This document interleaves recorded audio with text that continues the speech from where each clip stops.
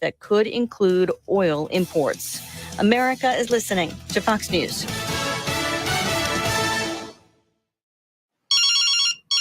Who's that again? I don't know that number. Please hold for a very important message. Skip.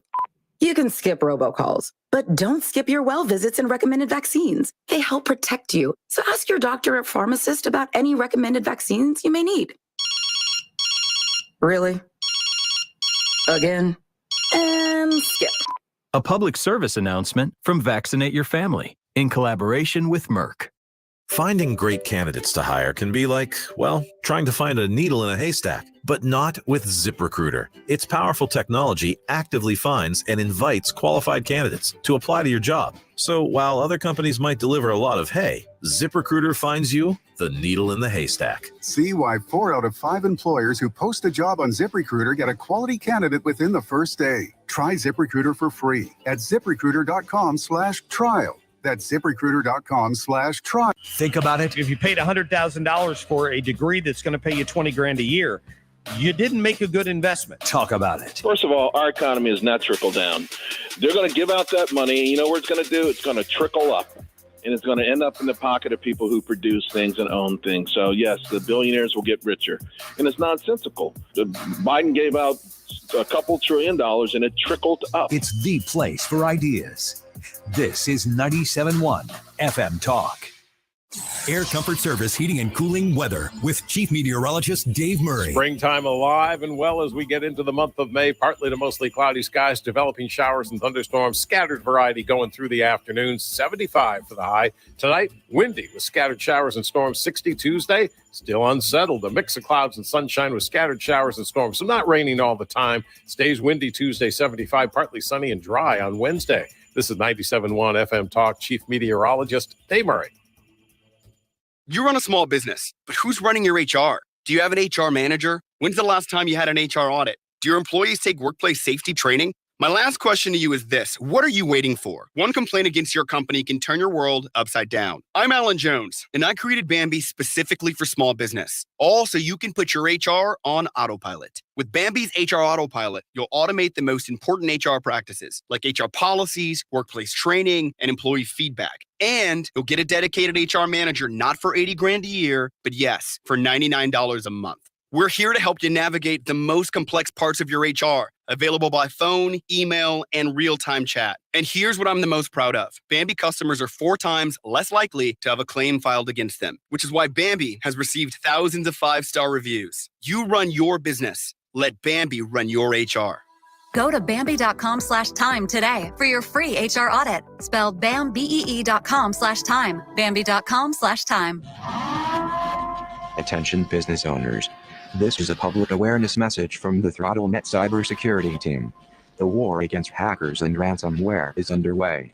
The only way to prevent the war from impacting your business is to speak with the ThrottleNet cybersecurity team immediately. You need to act now. The ThrottleNet cybersecurity team is prepared to protect you against cyber threats.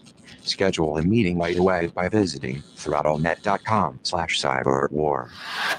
Stop everything you're doing right now and ask yourself, are you currently receiving steady paychecks? What about when you're retired? Will you receive a monthly check to cover your expenses and also have some fun? Marvin Mitchell and the team at Compass Retirement Solutions calls this mailbox money. It's a monthly check you'll receive throughout retirement. They don't want you to worry about if the money will show up or how much money you'll receive. The only thing they want you to think about is how to spend it when it arrives. Find out how to get enough money in your mailbox every month when you're retired. Call Marvin Mitchell and the Compass Retirement Solutions team at 314-373-1598 to start working on a plan that can help you create the monthly income you'll need in retirement. Call 314-373-1598 right now and schedule a visit with Compass Retirement Solutions. 314-373-1598. Firm offers insurance services, investments, and services offered through Compass Retirement Group, a registered investment advisory in Missouri and Illinois. The best way to listen to music is at a concert in the front row,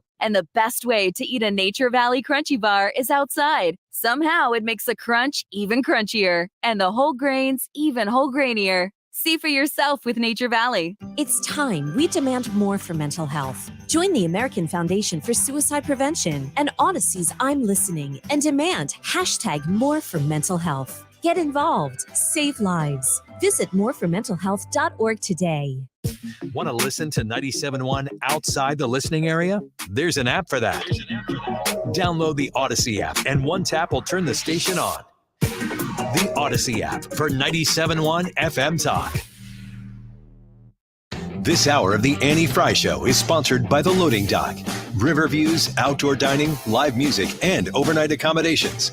The Loading Dock on the river in Grafton, Illinois.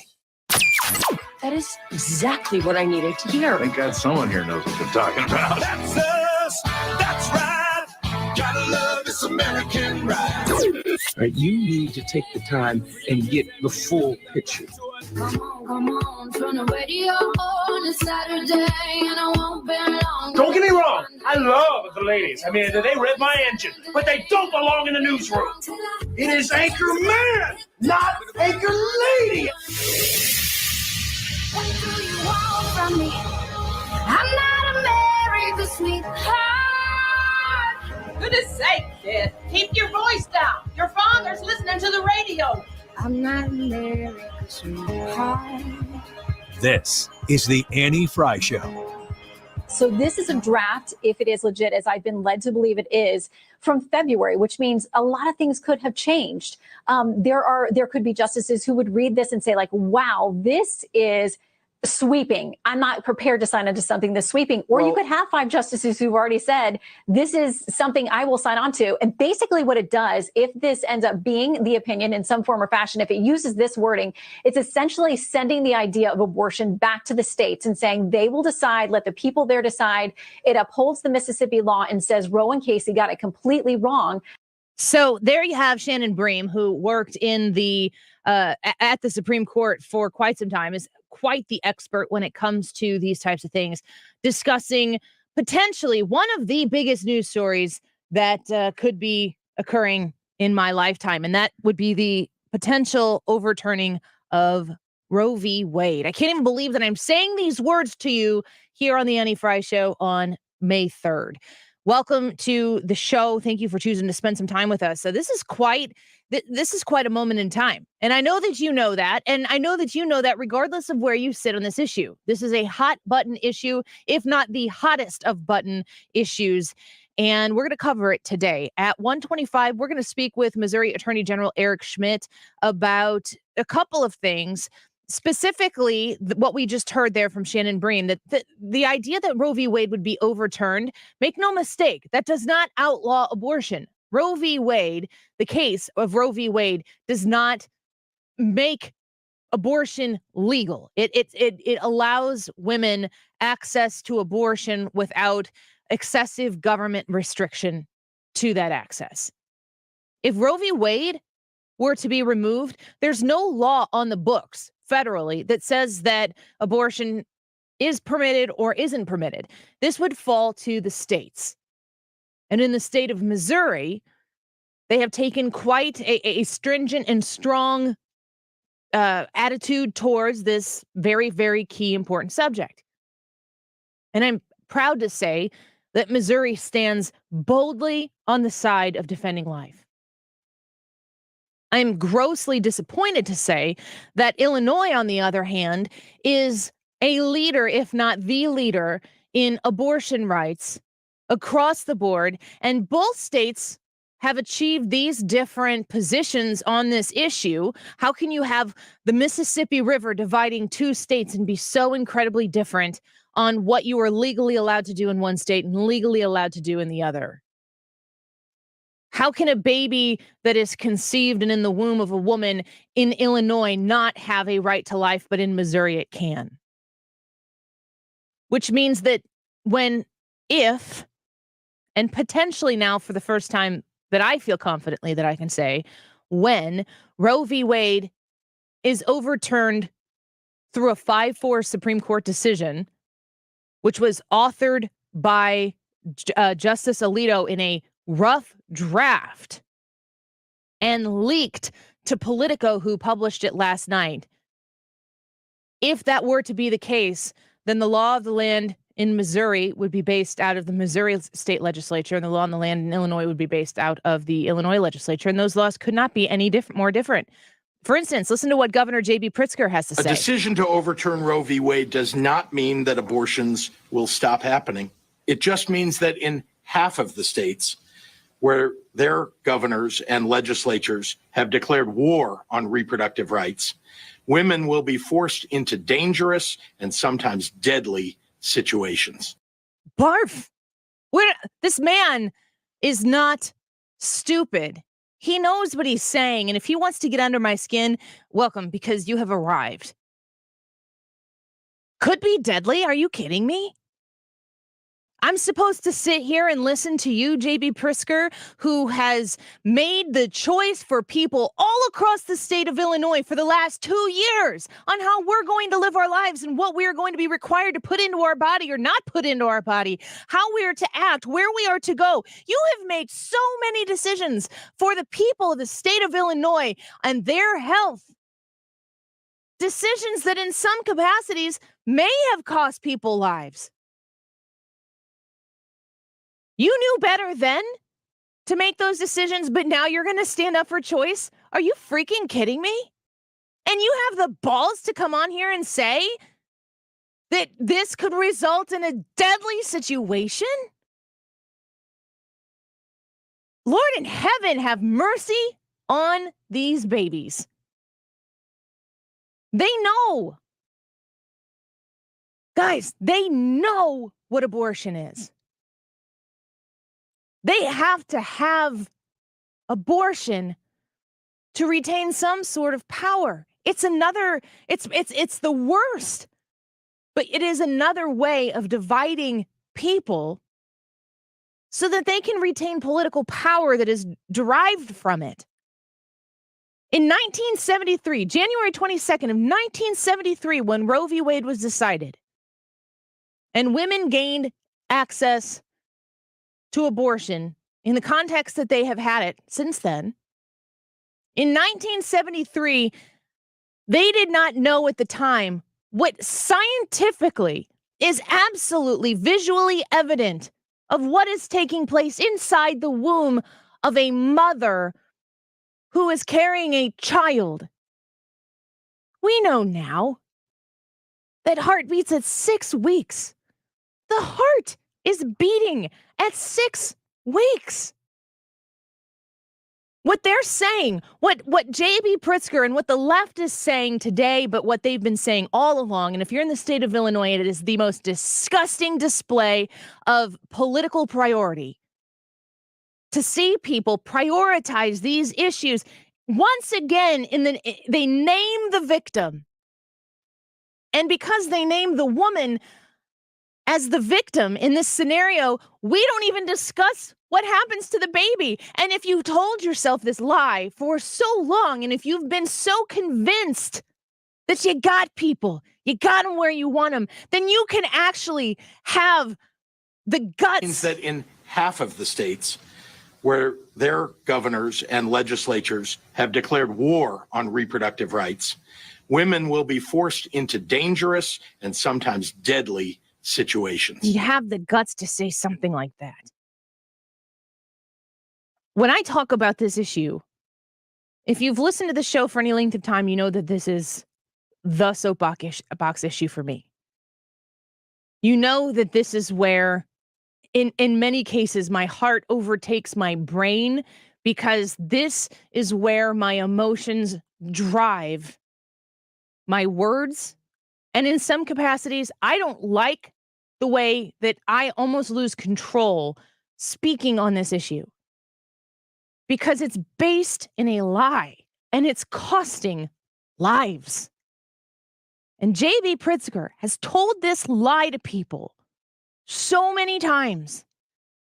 And the Democrats in the Illinois state supermajority have told people this lie so many times. Joe Biden has told this lie to people so many times. Nancy Pelosi, Chuck Schumer, go across the board. This lie has been told so many times that we focus solely on the woman in this decision We don't even consider how dangerous and deadly this is for a child, because in the state of Illinois, when Katie Stewart, who is in charge of the 112th district in the state house, right across the river, my current representative, sponsors a bill that eliminates the verbiage of partial birth abortion in a reproductive health care act that passes the House and the Senate and is signed by the governor. And they take out the words partial birth abortion ban because, I don't know, where are they going with this? Do you know what partial birth abortion is? That means the baby is partially born and then they snip the spinal cord. You don't think that's murder? You gonna sit down and watch that and not think that's murder?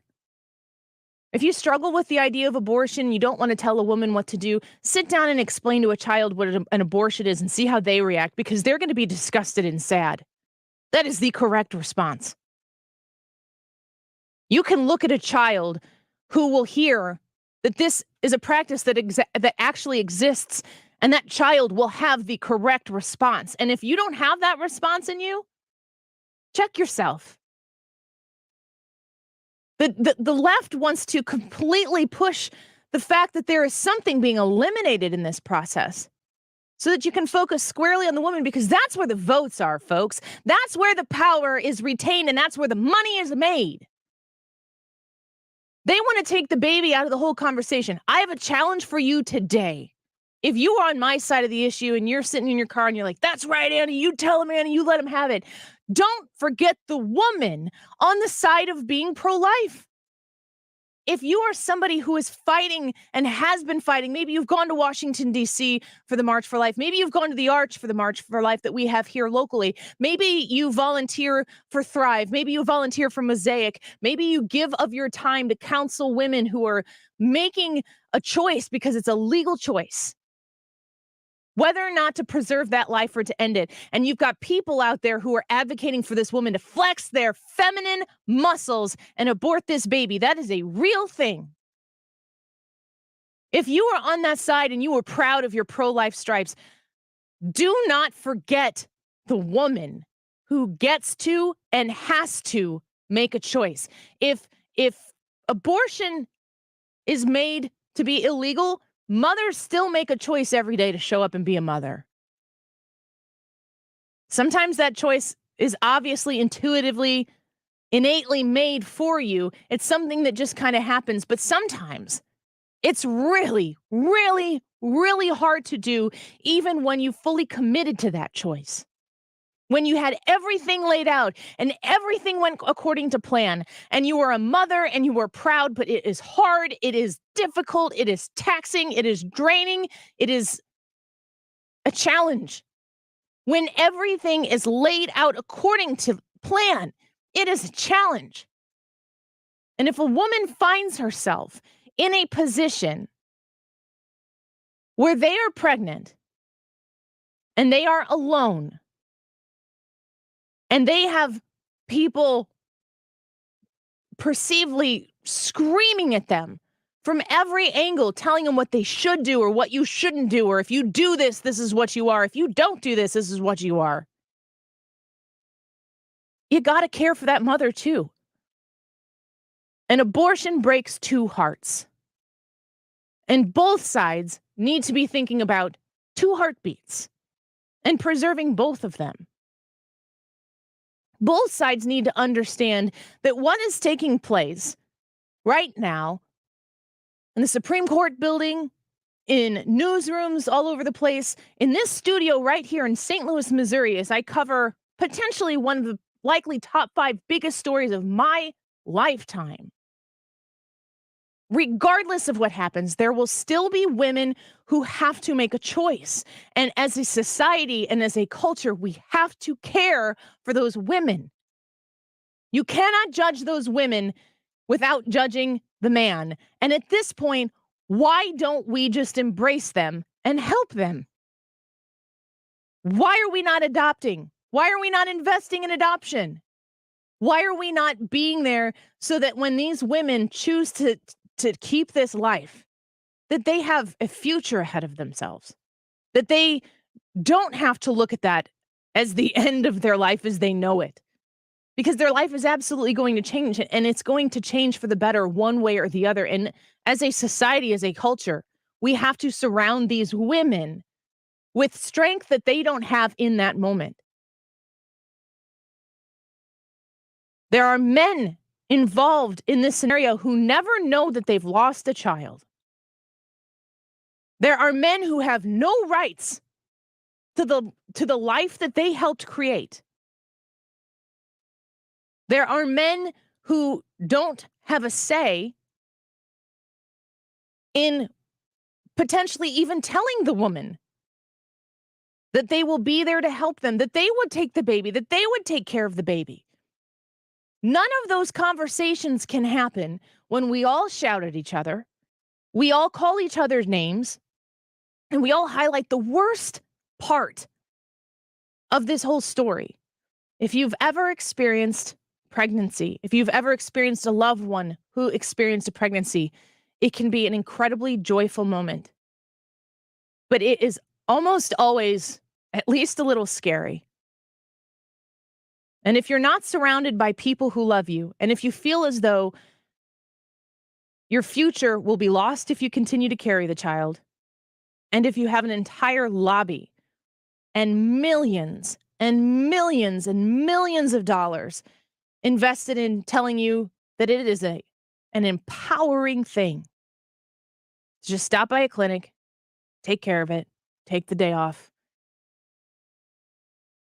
These women are under attack. No political party out there is going to care for these people. You have to do it. I have to do it. No politician is going to come be the savior. No person who runs for office, who's campaigning for votes, who's stuffing your mailbox full of literature that talks smack on the other person, and you're like, I don't think that's true. None of those people are the savior of this issue. It has to be you. You have to show up. You have to do something. If you felt what I felt when you first saw this headline of what could possibly, potentially be coming to be, it's not for real, folks. Nothing is set in stone now at all. But if you felt that glimmer of hope that I felt when I saw this story, and you haven't been motivated to take action to actually literally help somebody, we are not fighting a political war here. We're fighting a culture war. We're fighting a war over humanity, and we have to be part of the solution, and we'll wait for the politicians to catch up. They can come meet us on our turf. Do not sit around and wait for them to take care of business, because we'll wait too long. The cost is too high. We're going to continue to cover this throughout the course of the show as things continue to develop. Eric Schmitt's going to discuss it with us at 1:22, so stick around for that as well. You're listening to The Annie Frey Show. We'll be back in a minute.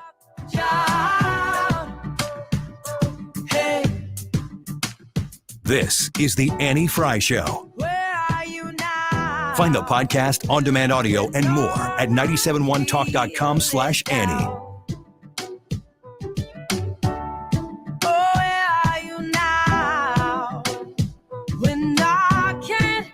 Decision 2022 is happening. Are you ready to decide? The primary candidates are here because they want to talk to you. Decision 2022, right here, right now, on 97.1 FM Talk.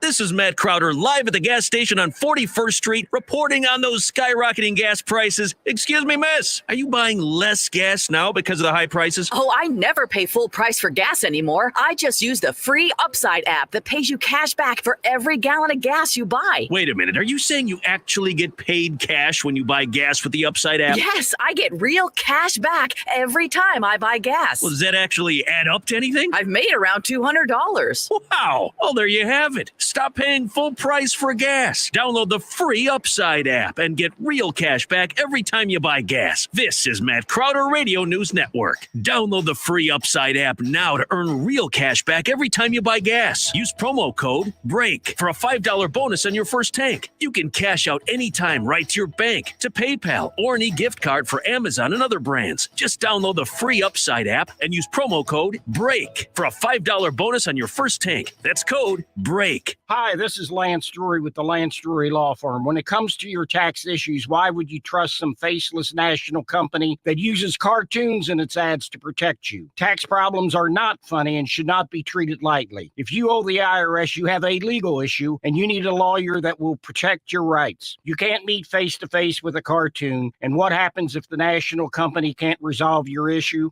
and stops returning calls? Do yourself a favor and call the Lance Drury Law Firm. Our office is right here in St. Louis. I am a local attorney specializing in tax resolution. You can come in and sit down with a licensed, experienced attorney and put a name with a face. When it comes to tax issues, don't go with a cartoon. Get serious help with the Lance Drury Law Firm. Remember, if you have IRS issues, you have legal issues. Call attorney Lance Drury, 314-260-6120, or go to Lance, D-R-U-R-Y law.com. The choice of a lawyer is an important decision and should not be based solely upon advertisements. Politician Darren Bailey calls himself a conservative, swears he's a believer, but look closely at his record. Bailey's a deceiver, the textbook definition of a dishonest politician hiding his record. For instance, Bailey was caught on tape admitting he voted for Joe Biden. In his own words, listen. I might have voted for Biden. Biden for president? I might have voted for Biden. What kind of conservative votes for Joe Biden? The fake kind. Darren, the deceiver. But Bailey's a believer when it comes to one thing, property tax hikes. Voted 13 times to raise property taxes, increasing 81%, even higher than Chicago. Jesse Sullivan's no better. Claims to be conservative, yet Sullivan backed Obama for president.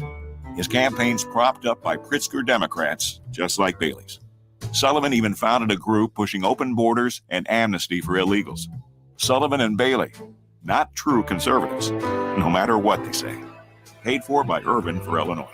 Mark Cox here. Join me, Annie Frey, and Mark Reardon, along with Thomas Helbig of the Retirement Advisory Group for the next Protecting Your Retirement educational event, Tuesday, May 24th at the ThrottleNet Hilton at 6:30. There's limited seating, so go online at retirementkey.com. Here's Thomas with more. Are you nearing retirement or already retired and concerned how all the market volatility is hurting your retirement accounts? Did you know there are financial tools that allow you to participate in the market growth and still protect you from any losses? Did you also know if you're 59 and a half or older, you can now roll over your 401k tax-free to protect your nest egg from market losses and still generate more income than most investment options? You'll get all the answers and more. If you're 59 and a half or older, you don't want to miss this event. Protect your retirement nest egg and join the official financial advisor of my show, Thomas Helbig, Tuesday, May 24th at the ThrottleNet Hilton at 6:30. Call 314-993-9494 or online at retirementkey.com. That's retirementkey.com. It's time for an $89 AC tune-up. ChevroletKey.com.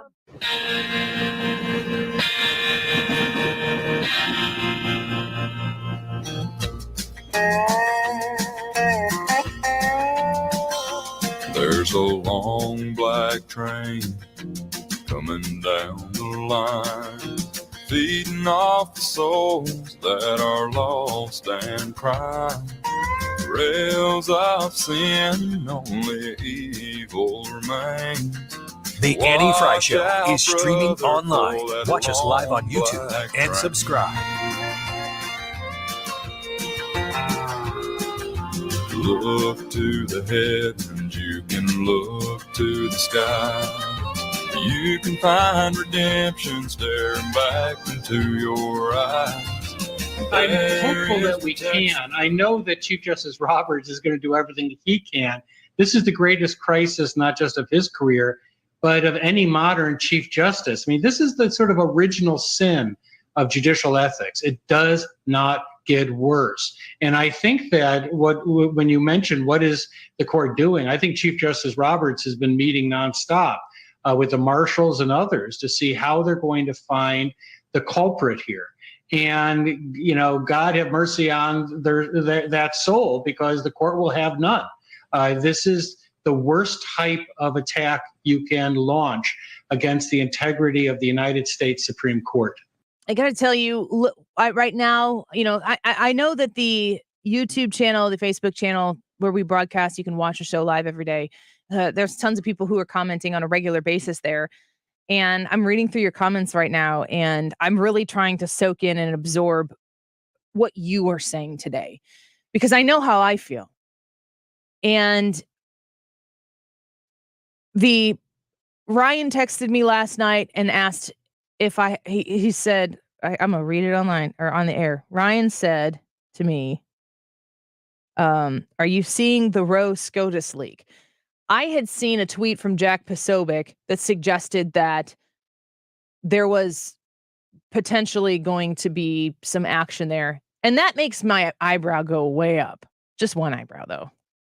It's the correct this. response. Like, who? Yes. If you could hear my eyebrow, it would sound like a door creaking. And I go, wait, what's this? But I don't want to take the bait. My brand here on the radio, if you're new, let me just save you some time figuring this out. I'm aware of a lot of things that are discussed in the world of politics. I'm aware of a lot of theories. I'm interested in some of those theories more than others. What I try to talk about here, it's not that I'm trying to talk about the safe stuff, but I want to discuss the things we know. And when there are question marks or eyebrow raises that I have about specific issues, I feel as though my responsibility to you is to go find experts that can weigh in on said issue. I have thoughts and ideas. I mean, I was in sports talk radio before I was here. I have been around some of St. Louis's greatest sports reporters and sports broadcasters, and I've listened to sports talk radio and I've listened to news talk radio. Really, news talk radio my whole life, because I grew up with Rush Limbaugh on in most of the kitchens that I was in. I'm sure that you may have experienced the same thing. But I have heard talk radio be done in a variety of ways. And to me, as a listener, what always was the most valuable to me was radio that was done in a way to entertain and bring the listener in. I know that there might be some of this, but it is never my intention from noon to 3. Like, I know that you all have lives that are way more important than what goes on in this show from noon to 3. You are not pulling up a chair and sitting down in front of your radio to just listen to what I have to say for 3 hours. It would be so awesome if you did. But I know that's not realistically how this goes. You dip in, you dip out. If we fit into your day, you might include us. You might not. You might be in the mood for music that day because you don't want to listen to any more of the drivel that is going on in the news in general. A lot of people did that right after the 2020 election. They needed to unplug. I kind of needed to unplug too. I didn't have the option to do that. I want to bring to you, I'm kind of like the mediator between you and the experts, that I can go out and bring you essentially into what I would refer to in sports talk radio as the locker room, to give you access to people to answer the questions, to try to figure out the questions that you want to know the answers to. And watching right now while people are commenting on our live chat gives me the opportunity to see some of the thoughts that you're having on this issue, and I'm so grateful for them. It cannot be understated how seismic of a moment in time that this will be for our political landscape, for the November elections, for the lives of the unborn. We're talking actual life and death stuff here. We are talking actual life and death stuff. And it's this moment in time right now. And I got to make sure that I get it right and that I don't screw it up. I watched a lot of news coverage on this last night, and we were listening there to Jonathan Turley talk about the person who leaked this. And you know, I've kind of heard people allude to this. This is where the Annie Frey YouTube channel live chat poll came from today. because I kind of feel like I see where this is going. This is where I have pretty good intuition about things. And I think this is not something that just I can see. I'm sure you can see this as well. Will the SCOTUS staffer leaker be labeled a hero or a villain? And I've seen it time and time again for the people on, I see it on the left. I'm trying to think of an instance where someone go, Annie, this happened on the right too. Okay, if it did, then call me out on it. But the people on the left, it's at an all costs. They are fully invested in their cause. And often that cause is a front to helping some classification of people out of some sort of victimhood.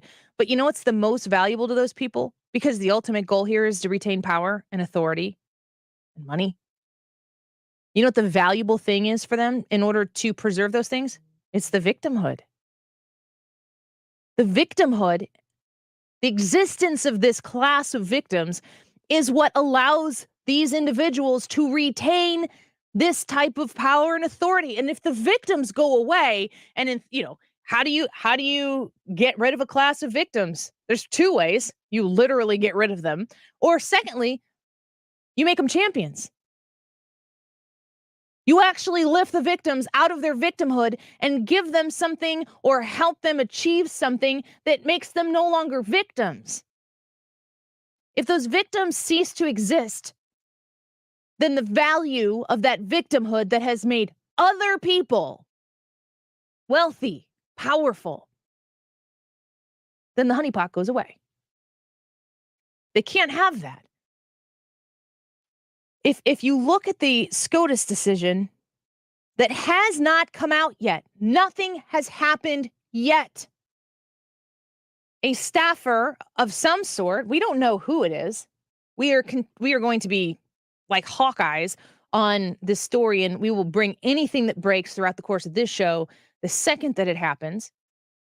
The Chief Justice has ordered a probe into the leak to find out where it was. Will they give us a name? I don't know. But I have a feeling, regardless of the fact that this person's legal career will effectively be entirely over, that this industry churns out very wealthy authors and speakers and social justice warriors who live in $6 million homes. I'm looking at you, BLM. This industry that we're in right now, the industry of victimhood, where the victims are only perpetual victims, and the people, the heroes that show up on the scene to help them are the ones that profit. That this leaker, if not prosecuted for any kind of crime, and I don't know yet that that's even a potential, that there was a crime committed here. If this leaker is exposed and disbarred and shamed by the likes of Laura Ingraham, you think this person cares? Like if Laura Ingraham is shaming this person, is that not a badge of honor for this individual? Will that not cause them to be lauded among the leftist warriors who need this issue to be front and center so that they can continue to win more political offices in a year where we are talking unprecedented defeat for the Democratic Party? I would love to know your thoughts. Will the SCOTUS leaker be labeled a hero or a villain? Super simple to vote. You just go to the Annie Frey YouTube channel, and in the live chat box there, you can see. You can just vote hero or villain. Comment and tell us why. We'll read those responses later in the show. We're going to get to the nitty-gritty about the consequences of a leak like this. I'm hearing the insiders talk about how the courts may never be the same again. That the integrity of the court system, the integrity of the judicial process may never be the same again. Wow, that sounds drastic. Sounds a little bit alarmist. Is it true? I don't know. That's why I told you a little bit earlier. I go to get the experts and bring them to you and ask the questions that I anticipate that you would like to have the answers to. You can ask those questions on the live chat as well. And Eric Schmitt, who is the Attorney General for the state of Missouri, who last week was in front of the Supreme Court, understands this process and can tell us two questions that I have for him. How drastically impactful is the leak to the process of the Supreme Court of the United States? And secondly, what has the state of Missouri done to position themselves in the case of this ruling coming out, overturning Roe v. Wade, and then it goes back to the states? Because Missouri has prepared itself. Illinois has prepared itself. And it's going to look an awful lot different between those two different states. And I got to tell you, Missouri, home run. Illinois, deplorable. Absolutely deplorable. Let's take a quick break. When we come back, Ryan Wiggins is going to come in studio. We're going to talk a little bit about the Supreme Court, but something else that's kind of getting overlooked in this massive Supreme Court leak that's sweeping the nation and the headlines. Something big happened yesterday, and we're going to talk about that with Ryan Wiggins. And then in the 2 o'clock hour, we will discuss more of this as we anticipate more information will come out in the next hour or so. So we'll get into the discussion more in the 2 o'clock hour with Ryan and Brad. And we'll continue to take the pulse of where we are. Go vote in that Anti-Frey YouTube live chat poll, if you will. Will the SCOTUS leaker be labeled a hero or a villain? We'd love to hear what you have to think. What a day. Weekends America when we come back. Don't go away. Hard to say, let me ride on that long black train. You're listening to the Annie Frey Show. Follow Annie on Twitter at Annie Frey Show. I say, victory in the Lord. Cling to the Father and His holy name, and don't go riding on that long black train. The Mark Reardon Show. State Representative Mary Elizabeth Coleman. The congressional map is up to the legislature. We have not been able to get those done. The Senate passed a version. The House passed a version. No one's been willing to try to negotiate. Weekdays from 3 to 6 on 97.1 FM Talk. The Closet Factory. Oh, man, I love these people. They come into your home and they're like fairy godmothers. They just come in and wave their magic wand and things. Always like Mary Poppins. I don't even know if I'm allowed to say these words in an ad. But, you know the where Mary Poppins comes in and she waves her wand and things just magically go where they belong. It's kind of like what Closet Factory does. At least that's what they did in my house. My master closet, they came in and took over. We had the, standard issue white wire shelving. It's not fancy. We're not really fancy people, so I don't really care if it's fancy. But boy, we were losing a lot of space because what Closet Factory came in and did is they organized our closet from the floor to the ceiling. The amount of storage capacity where everything has a specific place, measuring out different compartments for the length of my husband's pants, the length of my dresses, places for my shoes. I had to count my shoes. That was kind of a soul-searching moment. Had to get rid of some things. That's also something that they help you do. They customize for your needs. And, when they showed us what they could do from here's the completely, totally functional way that we can come in and renovate your closet all the way to this is how fancy we can make it. You can pick a point anywhere on that spectrum. We went for straight function and we love every single bit of it. And it's done by the Closet Factory. They're a St. Louis company. And if you're looking for someone to customize some storage solution for you, it's the place that I went. And I really hope that you give them a chance as well. 314-961-4300, 314-961-4300, closetfactory.com. Looking to sell your house without all the hassle and pricey repair costs? Great, because Chris Buys Homes in St. Louis loves buying fix-up homes in any condition, as is, no fees and no commissions. Call 314-782-8000, and Chris Buys Homes in St. Louis will give you a cash offer right now. No strings attached. We buy inherited houses, divorce houses, trashed houses, even those my tenant won't pay rent houses. Call Chris at 314-782-8000 and find out how easy it is to work with us. That's 314-782-8000. Do you think your home will be difficult to sell? Easy. Our team will provide you with personal guidance through our short and simple process to turn your house into a pile of gold. Just call Chris at 314-782-8000. 314-782-8000. That's 314-782-8000. And let Chris worry about everything.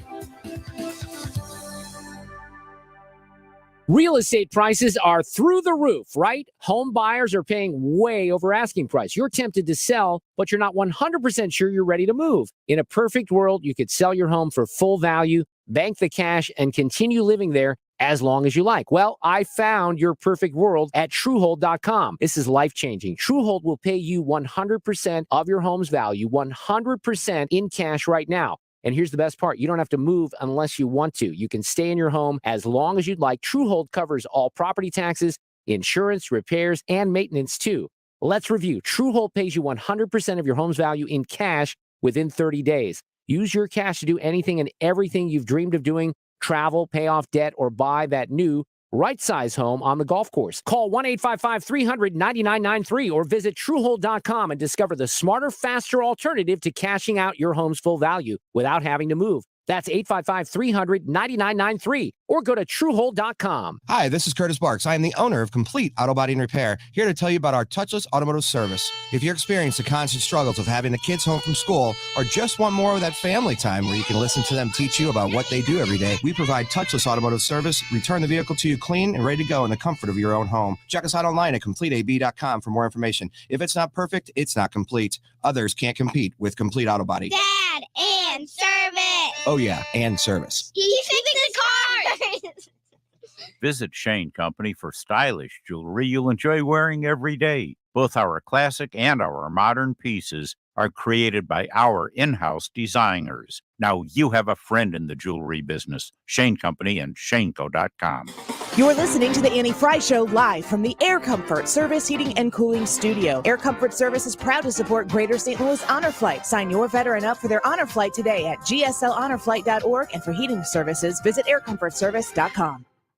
Back in the car and back on the road. We're with you. Dependable traffic with Sue Thomas. Driven by Ambassador Midwest Floor Company. The best way to deal with in-home traffic. Experience more at Ambassador Midwest Floor.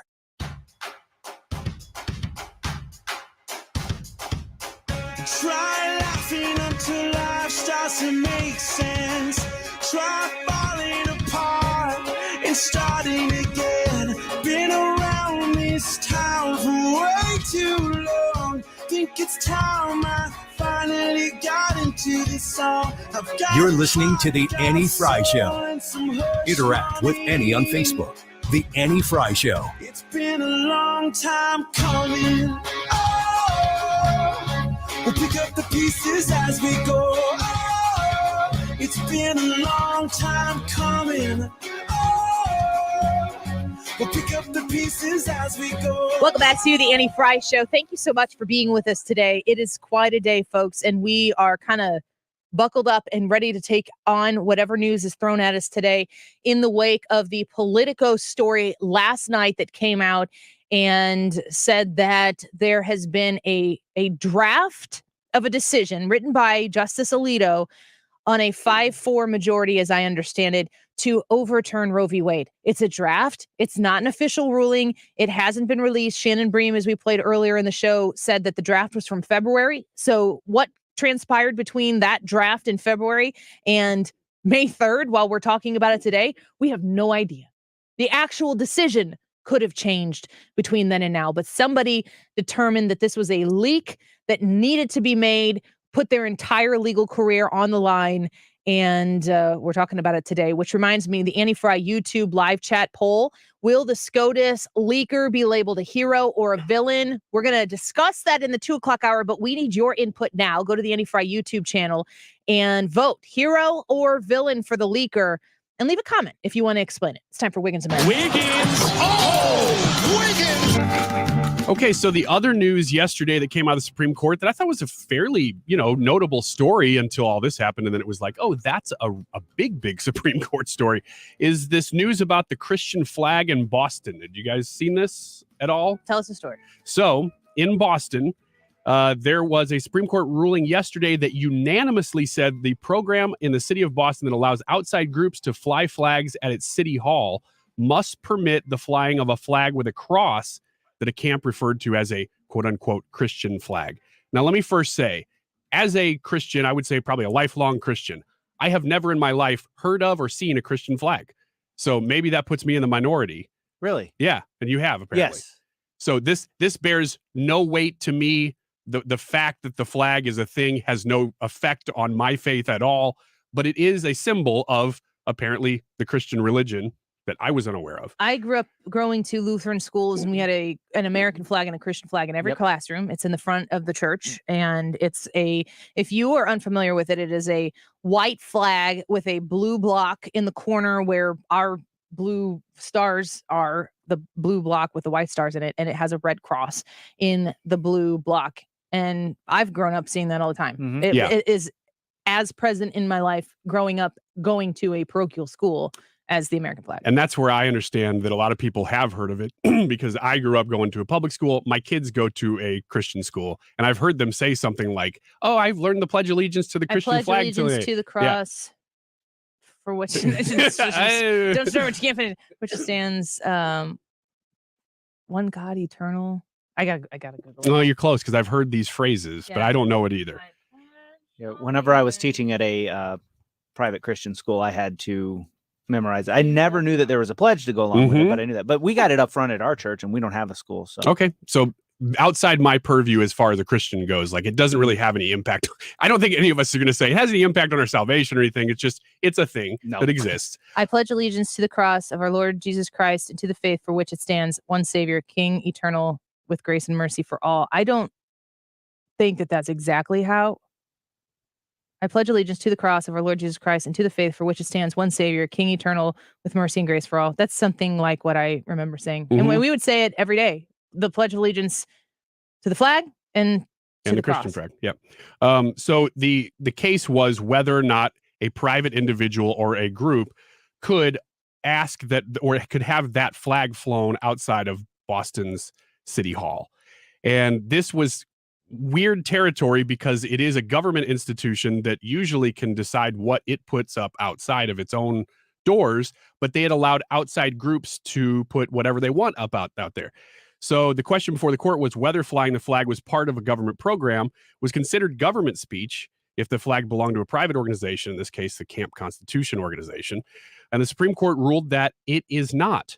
So they said, and this is Justice Stephen Breyer writing for the majority, which is 9-0 in this instance, which was why I thought this was so interesting, said, quote, "We conclude that on balance, Boston did not make the raising of and flying of private groups' flags a form of government speech, and that they had to allow anybody to run anything they want really outside of Boston City Hall."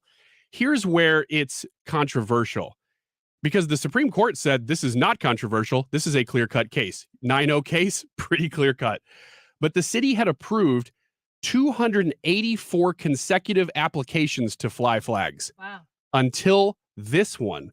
So that, to me, is really the issue that while the government, and in this case, the court, is standing up for the right cause and love to see the unanimous decision here, we're really in a culture clash where anything goes, but you bring up Christianity to a place like Boston and they just axe it immediately. And that caught my eye as something to be concerned about more than even the legal implications. I think I was listening to Outnumbered.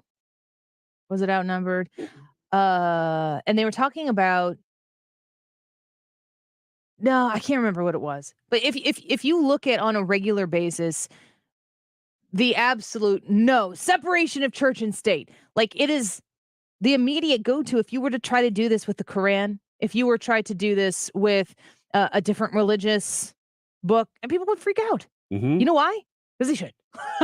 You can I've been saying this lately, and I'm going to kind of try to remind myself to keep saying this again. If we're into protecting lifestyle choices, then I want to celebrate my heterosexual, traditional Christian lifestyle choice. And by doing so, don't be confused. That does not imply that I hate anybody. Period. Yeah. Allow me to teach my children traditional biblical sexuality and not have a problem with it because that's my choice. That's what America's supposed to be. And that's what you're doing in your home. And if you're teaching those values to your kids, you're teaching them how to have those values in a secular world.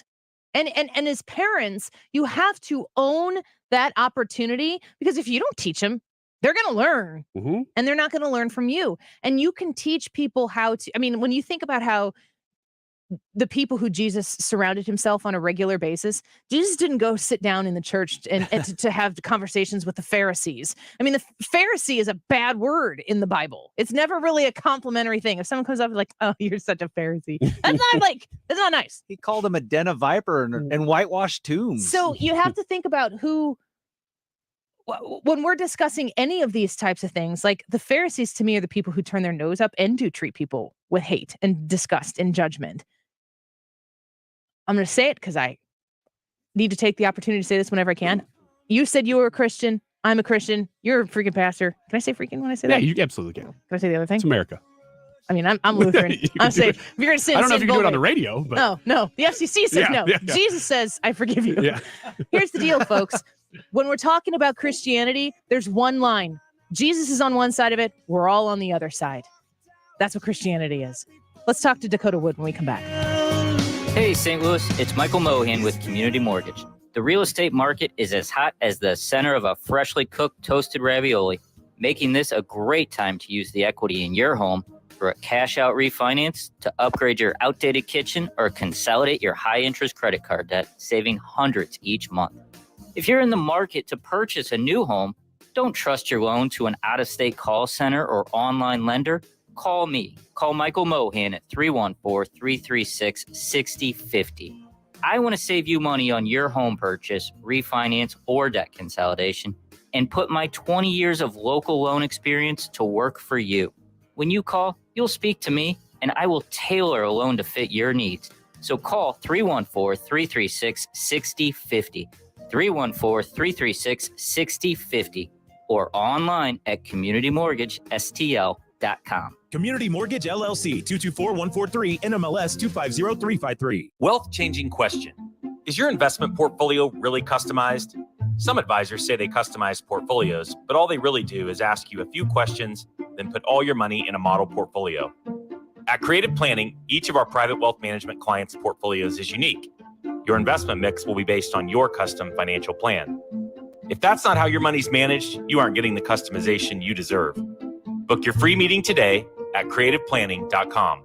Creative Planning, a richer way to wealth. I'm back to doing what I love and more, thanks to the Good Feet Store.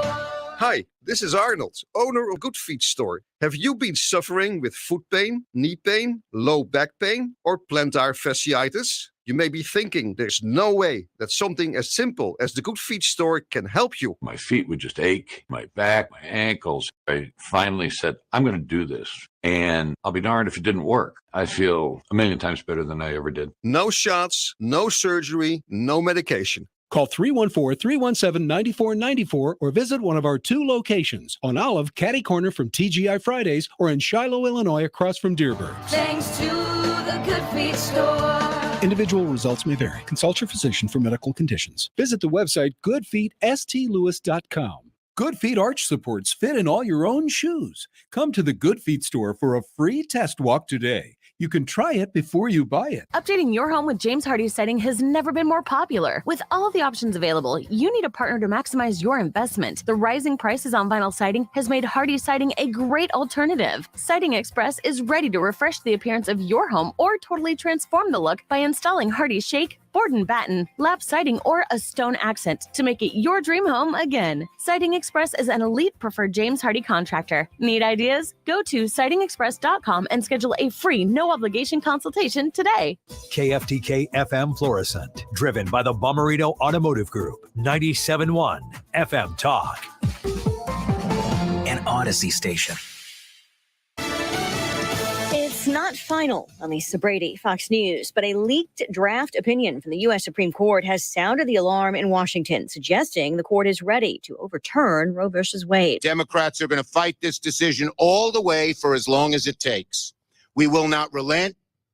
We will not give up. Senate Majority Leader Chuck Schumer echoing the president's call for legislation to make abortion rights part of federal law. President Biden says the draft opinion, which would leave the issue with the states, could throw many other rights into question. And the idea we're letting the states make those decisions, localities make those decisions, would be a fundamental shift in what we've done. Alaska Republican Senator Lisa Murkowski calls the leak reprehensible, adding that if the final decision goes in this direction, I will just tell you that it it rocks my confidence in the court. But fellow Republican Senator Lindsey Graham says a radical assault on our institutions and the Constitution has reached a new level with this leak. The High Court issued its own statement. The statement from the Supreme Court confirms that the draft opinion first reported by Politico is authentic, but says that it doesn't represent a decision by the court or the final position of justices on the issues of the case. The court, which rarely ever has leaks, is responding to the draft signed by Justice Samuel Alito, which calls Roe v. Wade unconstitutional. Chief Justice John Roberts addressed the leak, saying, quote, "The betrayal of the confidences of the court will not succeed and that the work of the court won't be affected." He went on to say that he has directed the marshal of the court to launch an investigation into the source of the leak. Fox's Tanya J. Powers. President Biden visiting a Lockheed Martin plant in Alabama, using it to highlight U.S. support for Ukraine's fight against Russia. That plant makes weapon systems, including Javelin anti-tank missiles. America is listening to Fox News.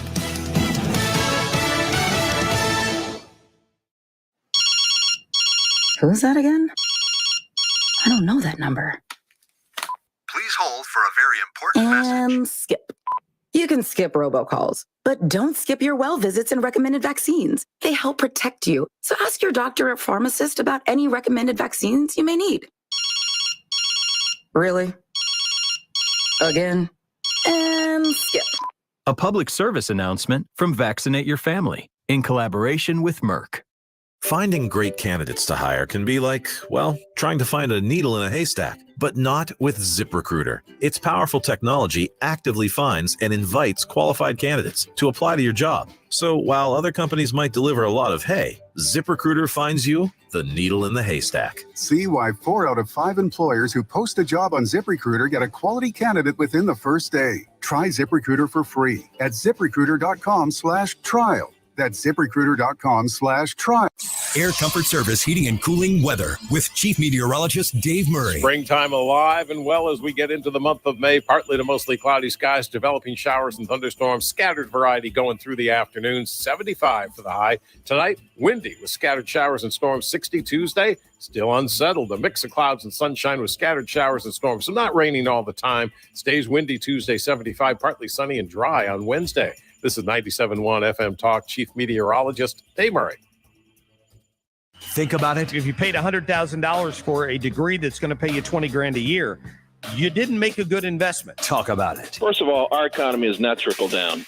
They're going to give out that money. You know what it's going to do? It's going to trickle up. And it's going to end up in the pocket of people who produce things and own things. So, yes, the billionaires will get richer. And it's nonsensical. Biden gave out a couple $1 trillion and it trickled up. It's the place for ideas. This is 97.1 FM Talk. What's your favorite 4-letter word? Chances are you've said it more than a few times dealing with this crazy world we live in. But at Compass Retirement Solutions, our 4-letter word of choice is hope. Hope for a better tomorrow. And hope that your retirement plans don't take a back seat. You've watched inflation soar, and maybe your retirement future feels a little uncertain right now. But all hope is not lost. Find out exactly how much risk you're still taking with your investments. Find out how you may be able to save big on taxes. And find out how having a written retirement plan just might give you the hope you've been looking for. Call today to set up a meeting. 314-373-1598. That's 314-373-1598. Compass Retirement Solutions. 314-373-1598.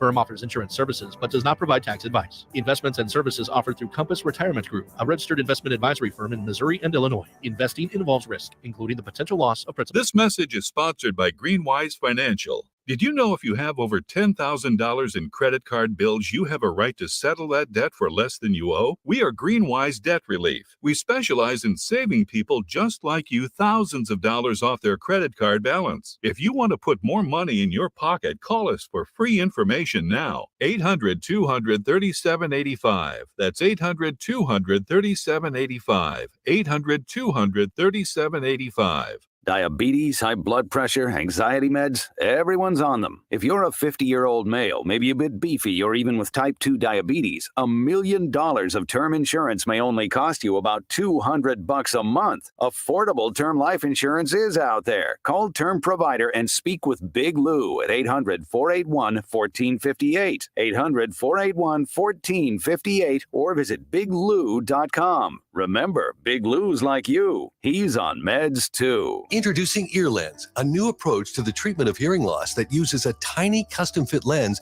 to gently vibrate the eardrum without surgery. That means EarLens gives you 2.5 times the audible bandwidth of traditional hearing aids for dramatically better speech understanding. EarLens may result in improved hearing, even in noisy listening situations.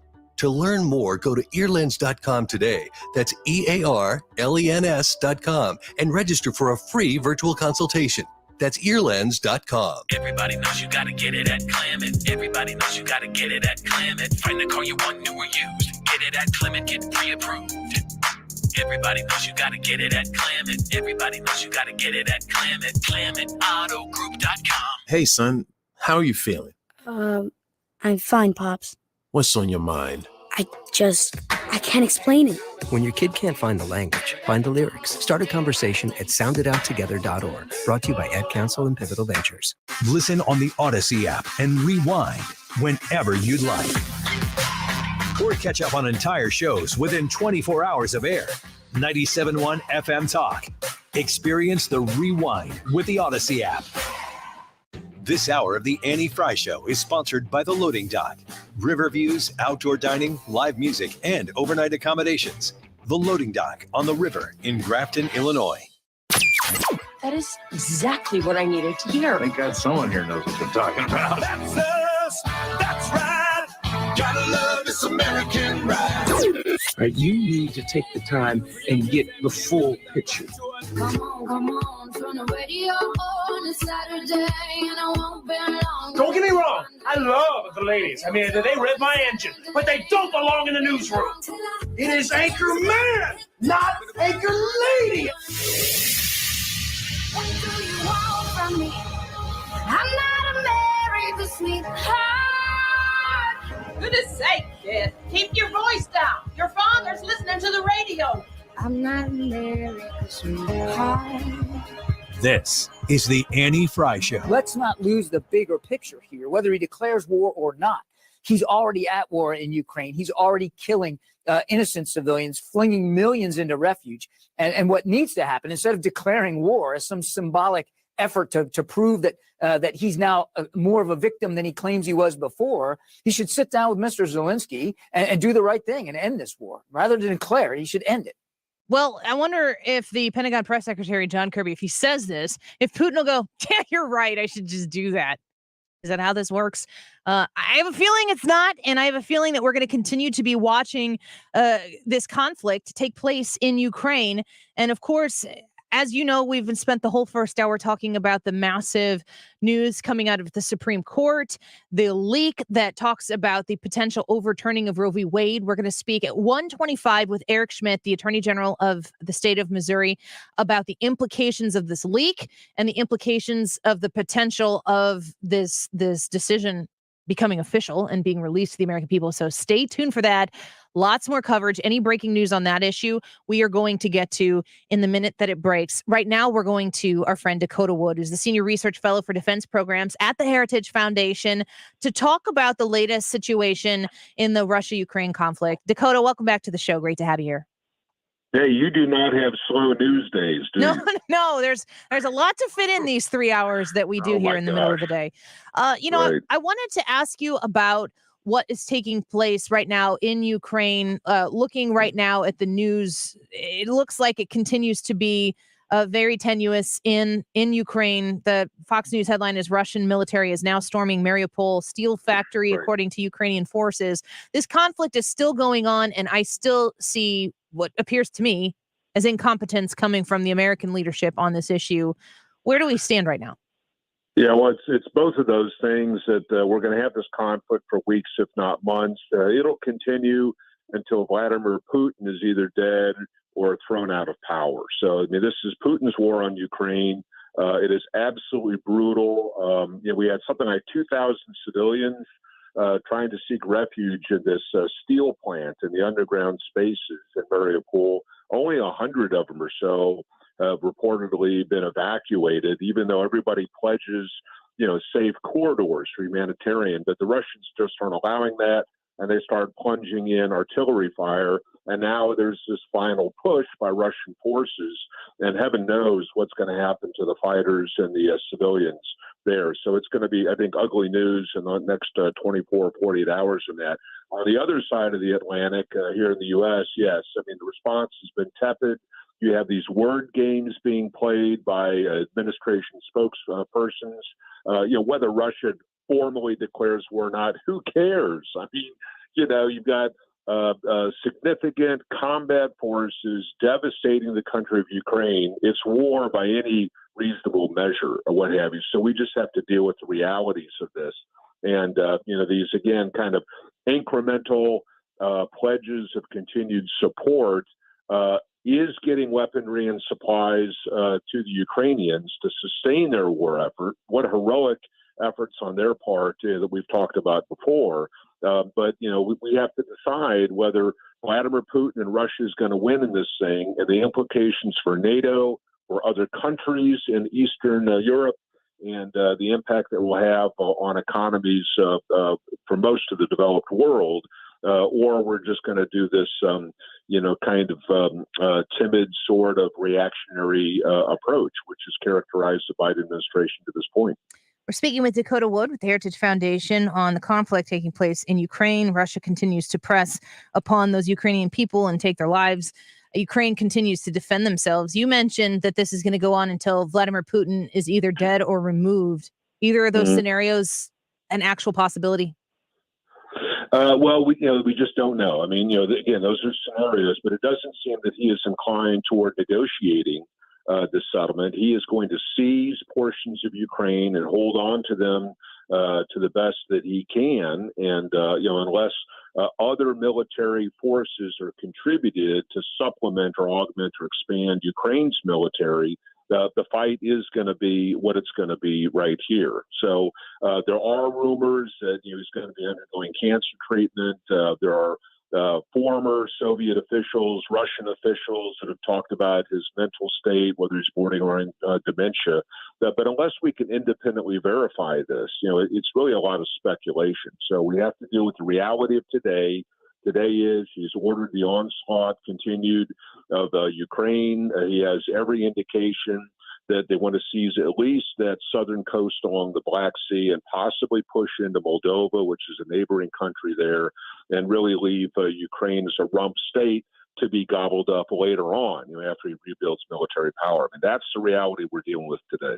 Dakota, I think about previous conflicts that have taken place overseas, and I'm so used to being an American here, like square in the heartland of the country, looking to my administration to get the news, to kind of get the vibe, the attitude that we Americans have, and kind of seeing how the European countries may fit in here or there, Canada or whatever, like where they fit into our narrative.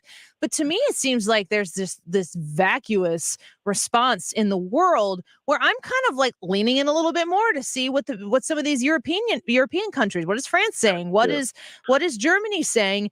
Because of the just deafening silence that is coming on the world stage from the United States of America.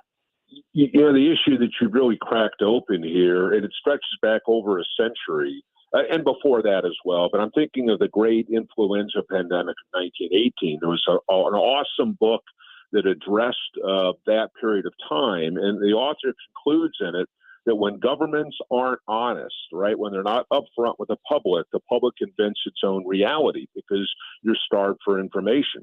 And we have seen this repeated across administrations in the decades since 1918, where administration officials, to kind of salvage the political moment or to make themselves look better or to try to get the next vote, will obfuscate, they'll twist what reality is. They refuse to say, I don't know, or talk about what our shortfalls are. And we're just seeing this in spades in American politics, whether it's from Congress or the White House and the administration officials that are appointed in various departments. You know, if the government would just be honest with the American people, it would actually engender more confidence, right? And it would give more leeway where the public would be patient while the government officials are trying to figure out how to deal with the world. You know, it's a very, very complicated place.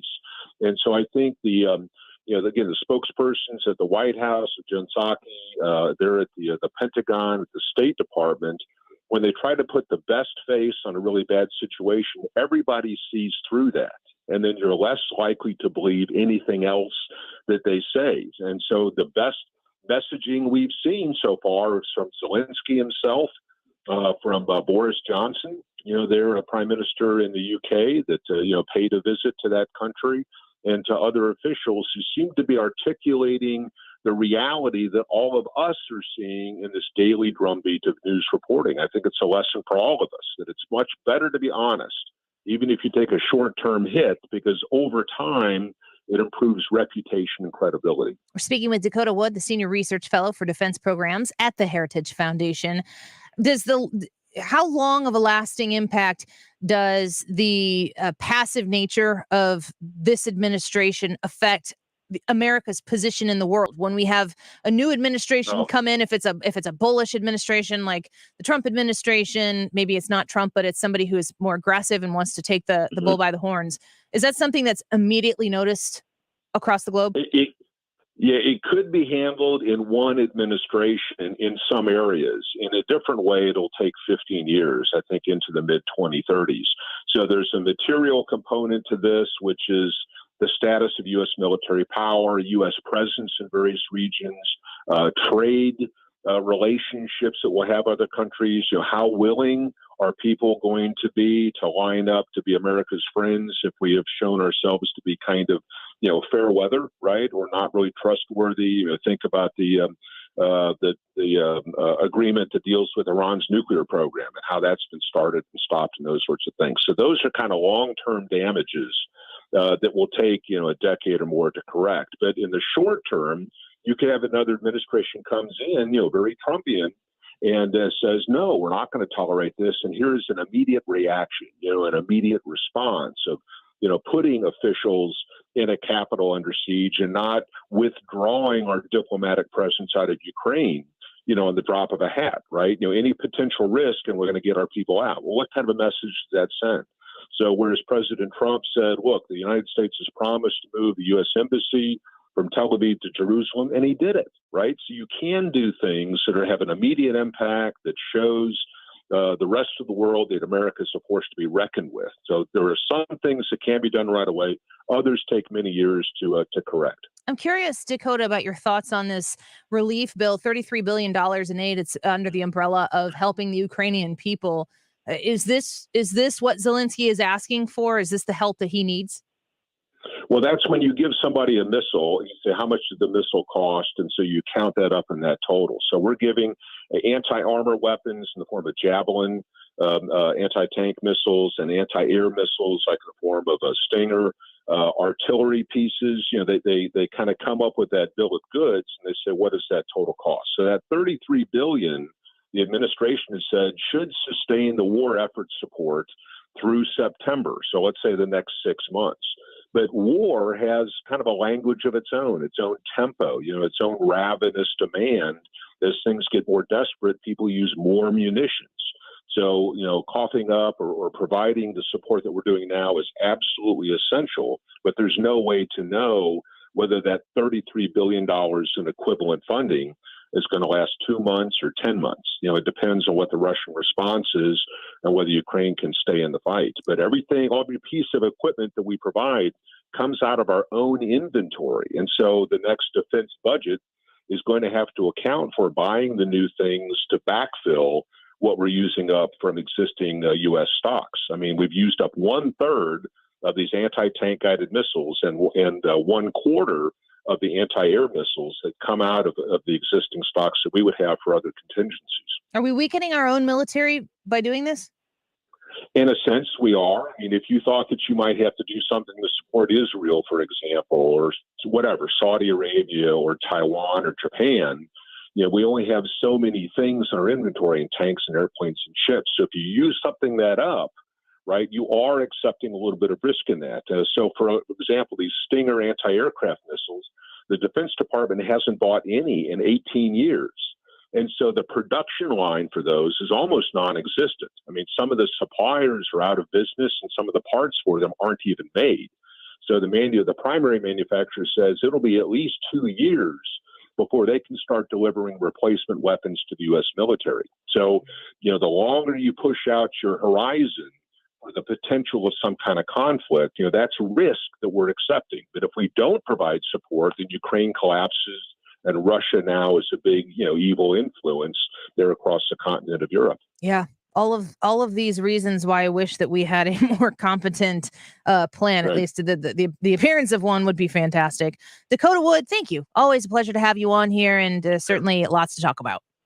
Great blessing for me. Thank you. All right. Bye-bye. Senior Research Fellow for Defense Programs at the Heritage Foundation, Dakota Wood, online at heritage.org. A reminder, we're going to have that Heritage Foundation event. Hopefully we get to see a lot of you. I think it's pretty full up. I don't know if you can still reserve seats at 971talk.com/events, but you can go check it out. Make sure if you did reserve your seats that you don't forget it's tomorrow night, and I can't wait to meet you. And hope to shake your hand and thank you for being a part of the 97.1 family, along with, of course, Jim Carafano, who's usually on at this time. He's traveling today, but we're going to have Jim Carafano and Hans von Spakovsky in studio tomorrow at this time from 1:25 all the way to 2 o'clock. We're going to be talking with the two of them and having Hans von Spakovsky in studio this week with this Supreme Court debacle taking place. What timing that's going to be. So make sure you are with us tomorrow here, especially on the live stream. We're going to break here. And when we come back, Eric Schmitt is going to join us. He is the Attorney General for the state of Missouri. And we're going to talk about the legalese about what this leak, how this leak impacts A, the judicial system and process, and B, if this ruling is to come to be, which it has not yet, if it does become official, that this is where the Supreme Court is going, what's that mean for the state of Missouri? What's it mean for the state of Illinois? Eric Schmitt talks to us in just a minute. Don't go away.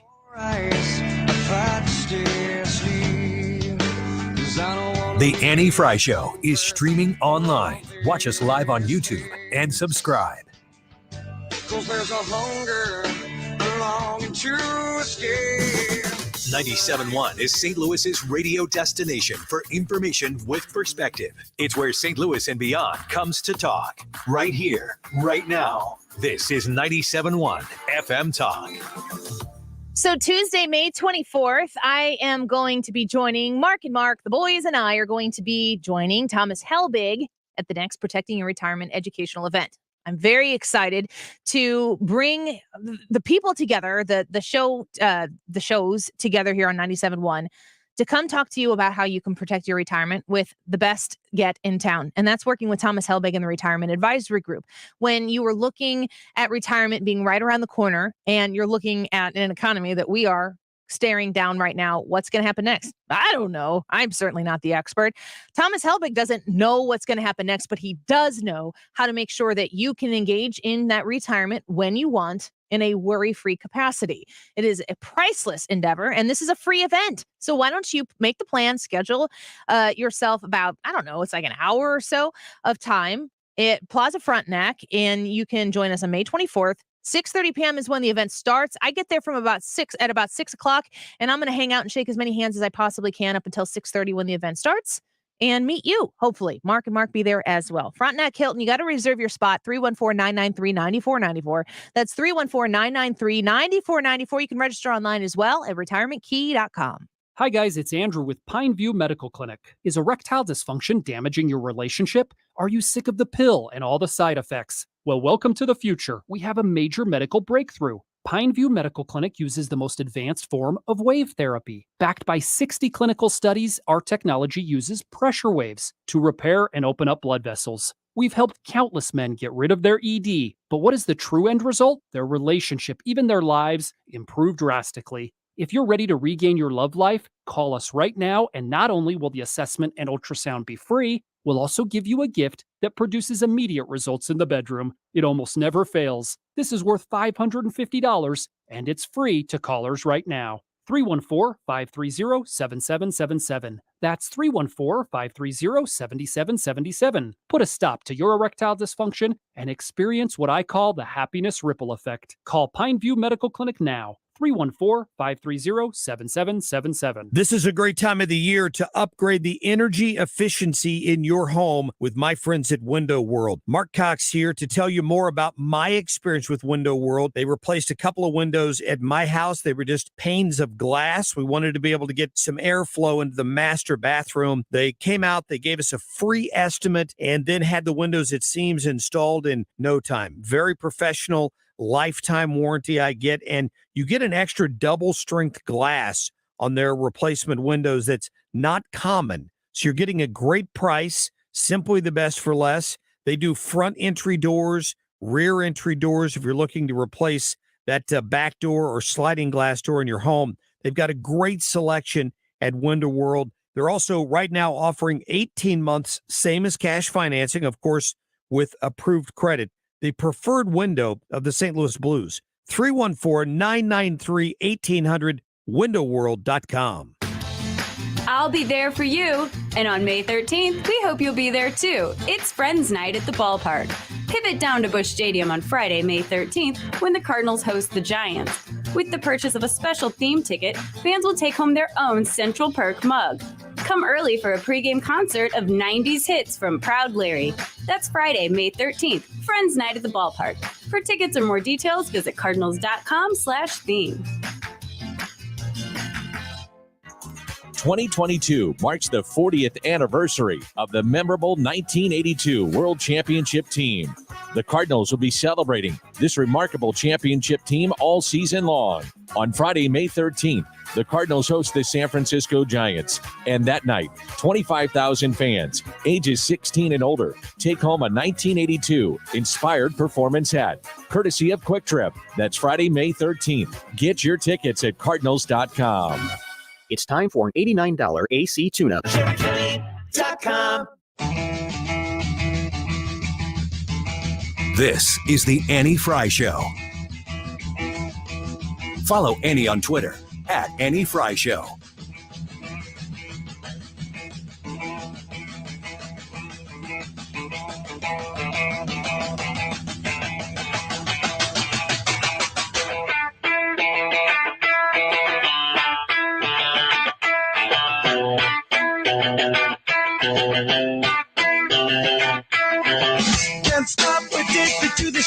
To Shannon's point, Shannon says she has not been waived off the fact that this was a draft from February, which I think is absolutely the case. If they obtain this draft that's more than 100 pages, it likely was a legitimate draft. Whether that changes, we won't know, but I think it's too juicy of a story not to run with. I mean, how consequential this reporting is, Sean, if true, never in the history of the Supreme Court, in modern history, to have an opinion like this leak.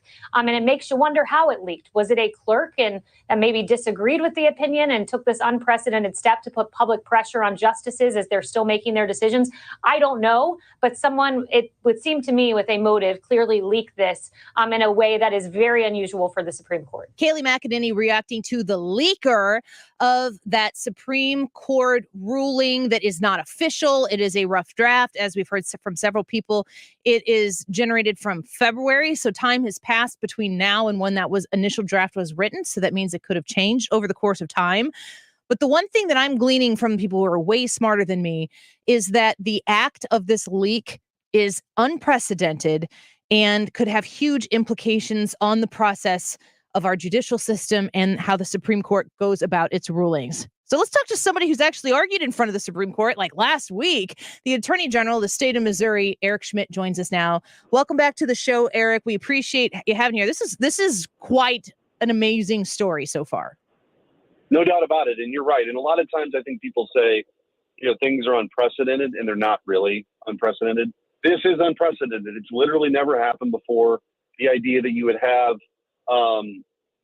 this draft opinion leaked in an effort, I think, she was right in the previous segment, to intimidate. I mean, this is meant to intimidate. It's meant to create a firestorm. It's meant to send the flare up into the air that this thing is coming. And it really does a tremendous damage to how the court operates, because they send these drafts and they, then issue a separate opinion, or they join or they dissent based on this. And it's all part of their process before they come out with the actual decision. And so it's unprecedented, although I suppose it's not all that surprising. You look at the tactics the left has had recently. You go back to Bork or Clarence Thomas or Kavanaugh to try to destroy people, to try to intimidate people, because they just are focused on outcome. The law, the process, procedure, it doesn't matter to the left. There's no norm or rule they will destroy to get to the outcome. And this is the most recent example, and a high profile one at that. We're speaking with Eric Schmitt, the Attorney General for the state of Missouri.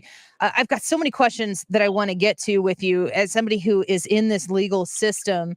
The first question that I have that I think a lot of people are asking is, could this decision change? Could the Supreme Court justices, if this was a 5-4 ruling in favor of overturning Roe v. Wade, could the ultimate final decision be different than that one?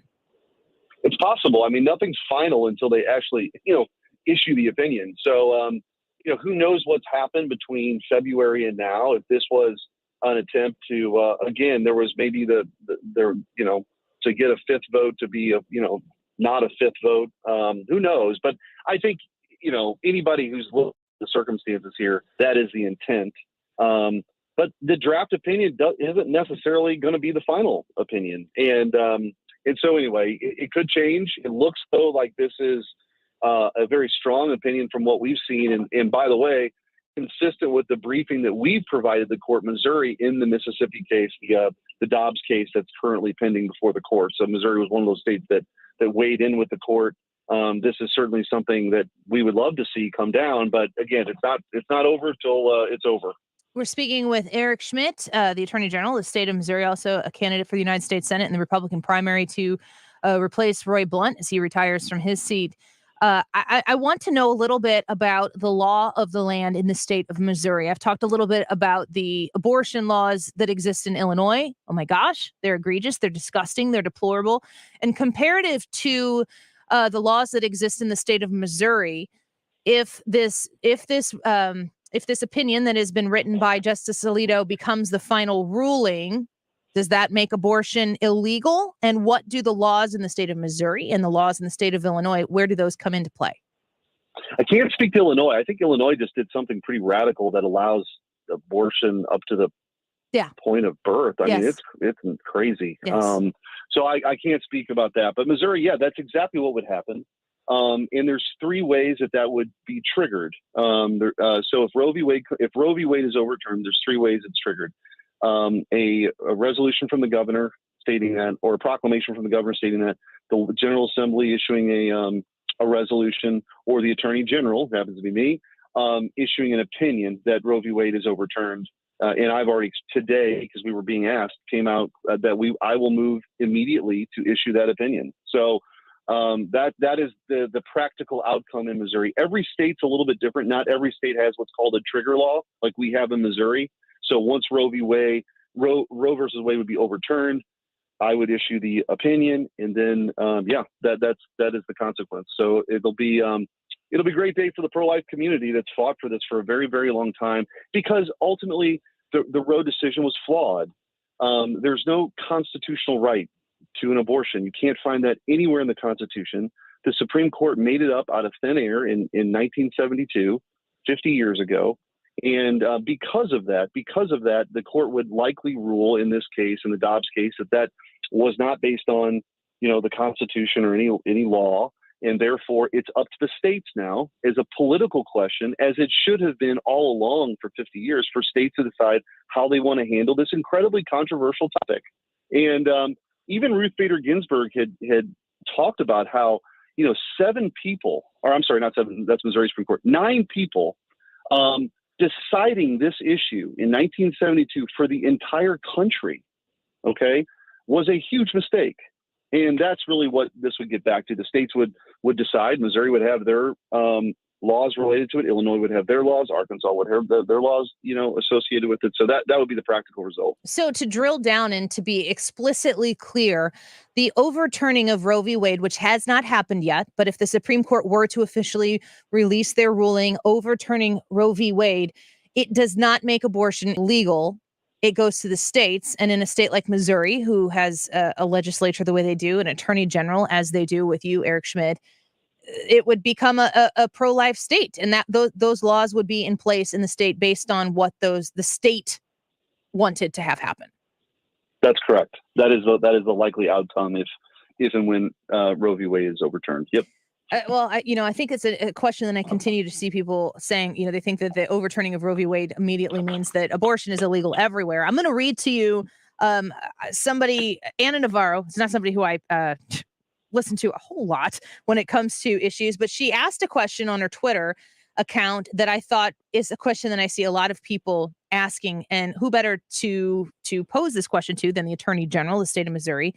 This is what she tweeted. My best friend is a gay man. He called me this AM asking, quote, how can the Supreme Court do this? I thought established law meant they couldn't go back and overturn things that had already been decided. Does this mean we have to be worried the rest of our lives? End quote. She says, good question. What's your answer to that? Well, in this instance, I mean, you don't want to make a blanket statement about every law that's out there and every precedent that exists. But in this instance, the court would, if they overturn Roe, they would say, look, that in 1972, the Supreme Court went too far. They created a constitutional right out of thin air that didn't exist. And therefore, it was at a flimsy base.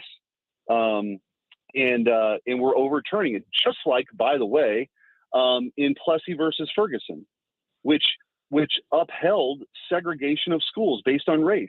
And then Brown versus Board of Education came along and said the court got it wrong.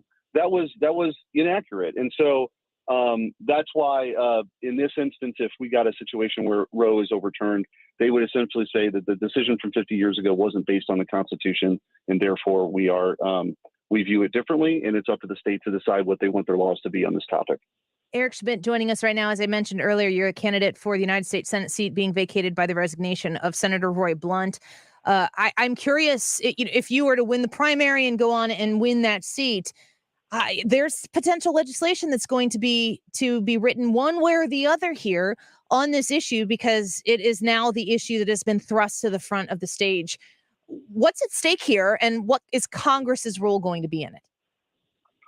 Well, I don't know. I mean, we'll see how this all plays out. But I think, again, this will be, an issue that's presented to states. I've been very clear. I mean, I have a legislative record as being pro-life. It's at the core of who I am. And in fact, Missouri has a case currently in the Eighth Circuit about Missouri's law. And one piece of it in particular that we thought actually would be the piece the Supreme Court would take if they didn't take the Dobbs case is centered around the idea Missouri also has a law that prevents an abortion explicitly on a genetic condition like Down syndrome. And we're defending that law. And for me, that's very personal. I have a son that has tuberous sclerosis that's on the autism spectrum. Stephen's nonverbal, 17 years old. And Stephen has taught me so much about life and how the sanctity of life and how every life, no matter ability, disability, is worth protecting. And so we've got our own case on this, that's in the Eighth Circuit that was a step away from the Supreme Court. But the Dobbs decision is now the focal point here. And if the Supreme Court rules and overturns Roe, then again, Missouri's law would stand. And, Arkansas, if they pass something, or the Texas law, I mean, it'd be up to the states to ultimately decide. Last question for you. We're speaking with Eric Schmitt right now, the Attorney General of the state of Missouri. This is our YouTube live chat poll today on the Annie Frey YouTube channel, but I'm curious what you think of, especially knowing the system of the Supreme Court, how they come to make these rulings. Do you believe that this SCOTUS leaker is going to ultimately be labeled a hero or a villain?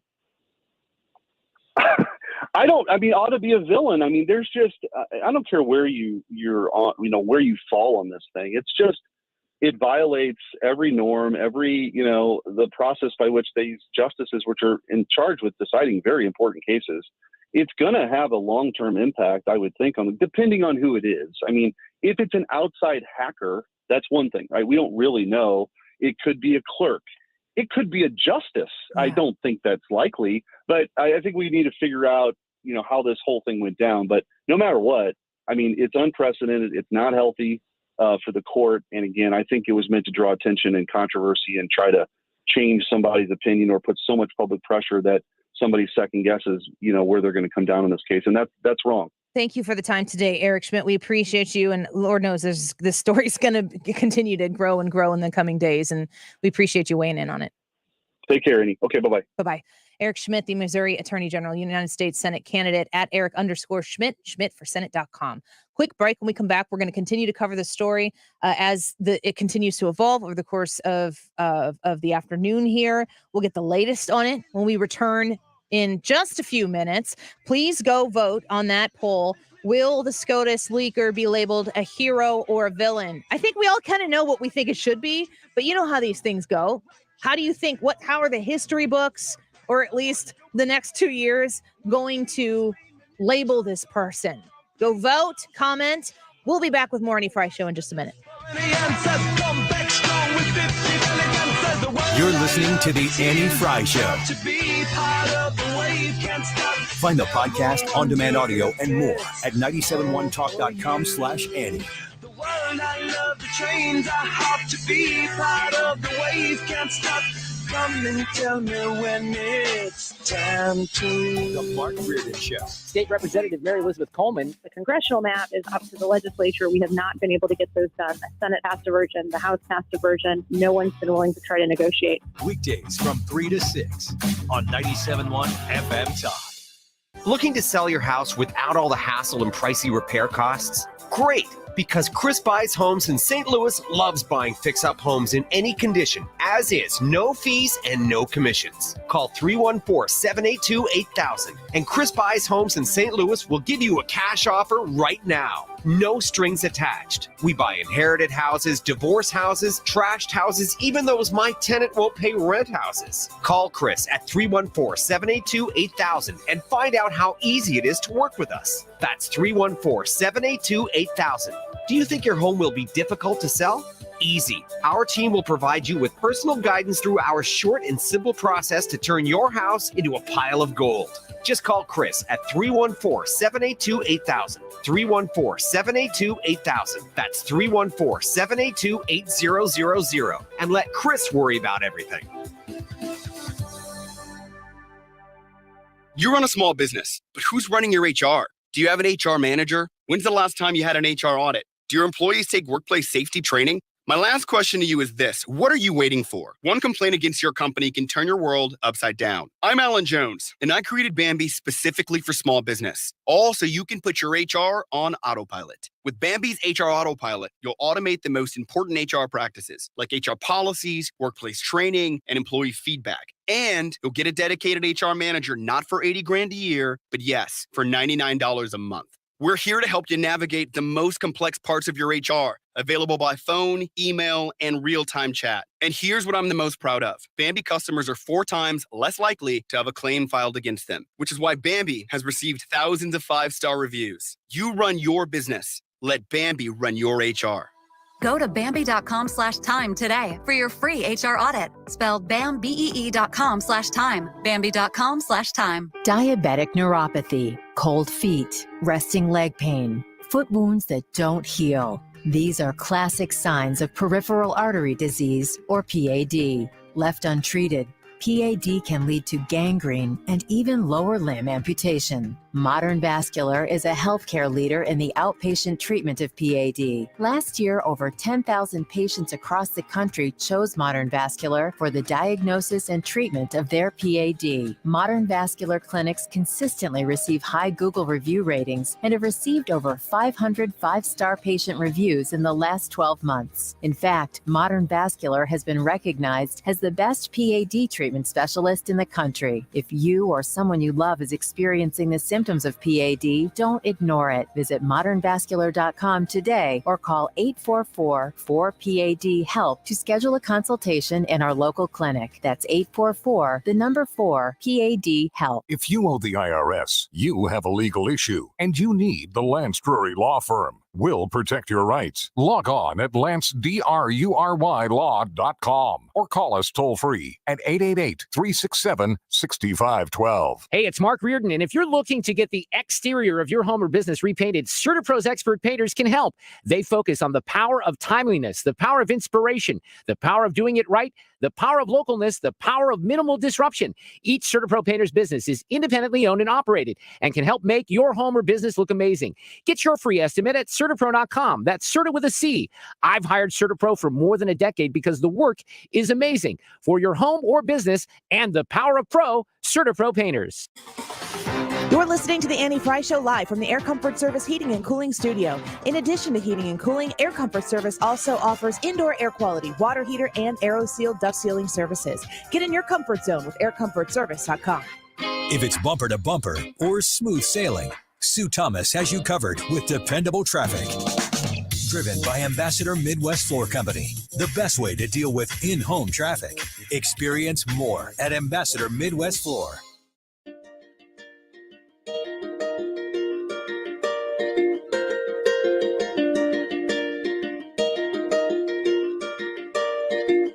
Take all of your wasted honor, every little past frustration. This is the Annie Frey Show. Take all of your so Follow Annie on Twitter at Annie Frey Show. better put them in quotations. Say what you need to say. Say what you need to say. Say what you need to say. Say what you need to say. Say what you need to say. Say what you need to say. Say what you need to say. Say what you need to say.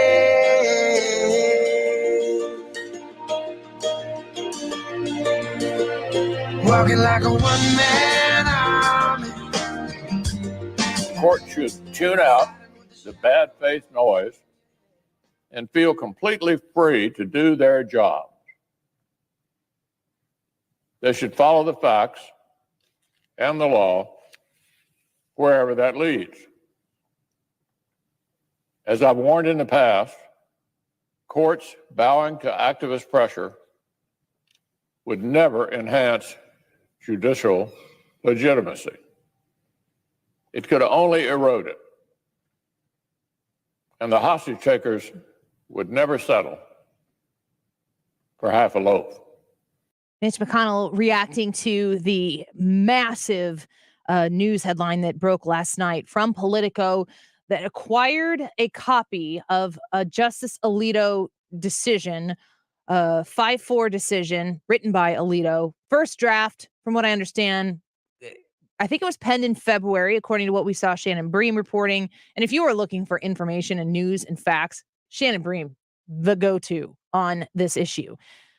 Reach out on Fox News and find where Shannon Bream is. That is what you can take to the bank, in my opinion. The gravity of what is going to take place in the next coming days and weeks regarding the potential overturning of Roe v. Wade, this is the number one threat that the Democratic Party uses as a rallying cry. And I'm talking about over the course of my entire lifetime. I was born in, unironically, 1984. That is the year that I was born in. And in my lifetime, so Roe v. Wade was about 10 years old when I was born. In my lifetime, Roe v. Wade has always been used as a threat to make sure that you remember, no matter what in the world is going on at this moment in time, if you don't vote for the Democrats, Roe v. Wade is at stake. I'm interested to see what happens if Roe v. Wade is overturned and that point is taken away from the Democrats, because then it becomes legislation. Or what happens in the state of Illinois if a woman gets pregnant, has an abortion, does not tell her significant other or her husband or the father that that happened, and then the father sues? Does she have the right to take that? Is that child's life hers to possess and not his at all? I think the answer to that question is legally, we don't know. And if it's challenged I think that is where the real fireworks start happening. And if you look across the country at different states, you've seen a lot of states reacting to their state abortion laws and being certain to put into place laws that definitely uphold the right to life, and very much so on the other realm. State of Illinois, I'm looking straight at you. Massive open access to abortion. I mean, if you haven't looked at the laws in the state of Illinois, give them a look-see. Because this is going to make your state legislature vote more important than it has ever been before. I'll remind you here, J.B. Pritzker. A decision to overturn Roe v. Wade does not mean that abortions will stop happening. It just means that in half of the states where their governors and legislatures have declared war on reproductive rights, women will be forced into dangerous and sometimes deadly situations. I just like count to 10, probably 20. I can't handle it. I can't handle this man. Replace this man. Replace him with Brad. Brad, be governor. I'm in. Do it. I'm in. You would be so good at it. Governor Brad. Forget about all this formal stuff. It's not governor range. Just call me Governor Brad. Governor Brad. Actually, just call me Gov. Yeah, the Governator. The Governator. That's already taken. Different states have different rules in the books. And I'm looking at a CNN article right now. More than half of states could ban abortion if Roe v. Wade is overturned. This is from a CNN article here written by, I want to make sure that I credit them, Elizabeth Wolf from CNN. If Roe v. Wade is overturned or significantly weakened, 26 states have laws indicating that they intend to ban abortions, according to the Guttmacher Institute. 9 states have pre-Roe bans that could potentially be enforced if the ruling is overturned, and 13 states have what they call trigger bans in place, meaning that abortion will almost immediately be banned if Roe is no longer in effect. The trigger bans that are already in place: Idaho, Wyoming, Utah, North Dakota, South Dakota, Texas, Oklahoma, Arkansas, Louisiana, Mississippi, Tennessee, Kentucky, and Missouri. States that have banned abortions prior to Roe v. Wade: Arizona, Texas, Oklahoma, Arkansas, Mississippi, Alabama, West Virginia, Michigan, and Wisconsin. States that have passed bans or extreme limits on abortion that could be enforced without Roe v. Wade: Idaho, Utah, North Dakota, Iowa, Oklahoma, Texas, Arkansas, Louisiana, Mississippi, Alabama, Georgia, South Carolina, Tennessee, Kentucky, West Virginia, Ohio, Missouri. The states that this Guttmacher Institute classifies as likely to ban abortion based on states' history and political atmosphere, suggesting that hasn't happened yet but would: Montana, Nebraska, Indiana, and Florida. I think it'll be very, very curious to see how this impacts elections. I'm not talking about the president. I'm not talking about the big top ones. Yes, those are the ones who get the most attention on the national scale. I'm talking about the state legislature. Folks, if you are living in the state of Illinois, if you're living in the state of Missouri, if you're listening to this right now and you have a super majority of something, what's the supermajority doing with that supermajority? Because I can tell you in the state of Missouri, there's a supermajority of Republicans, and you folks infight like crazy.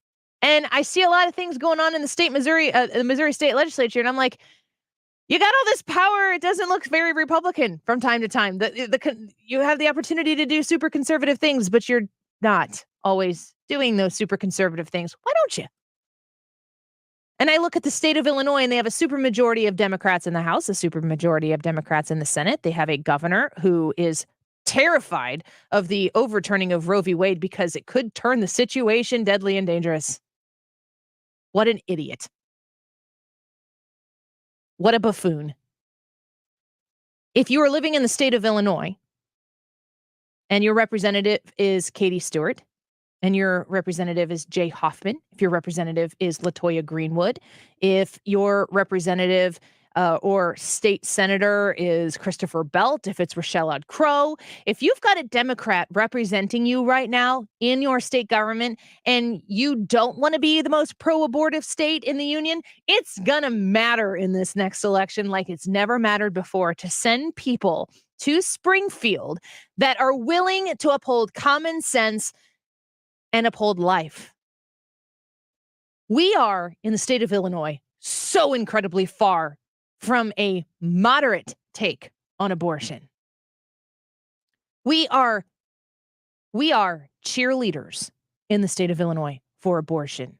We are the state that shouts their abortion. We are the state that celebrates abortion. Why? Because it's women's rights. We can't even talk about women.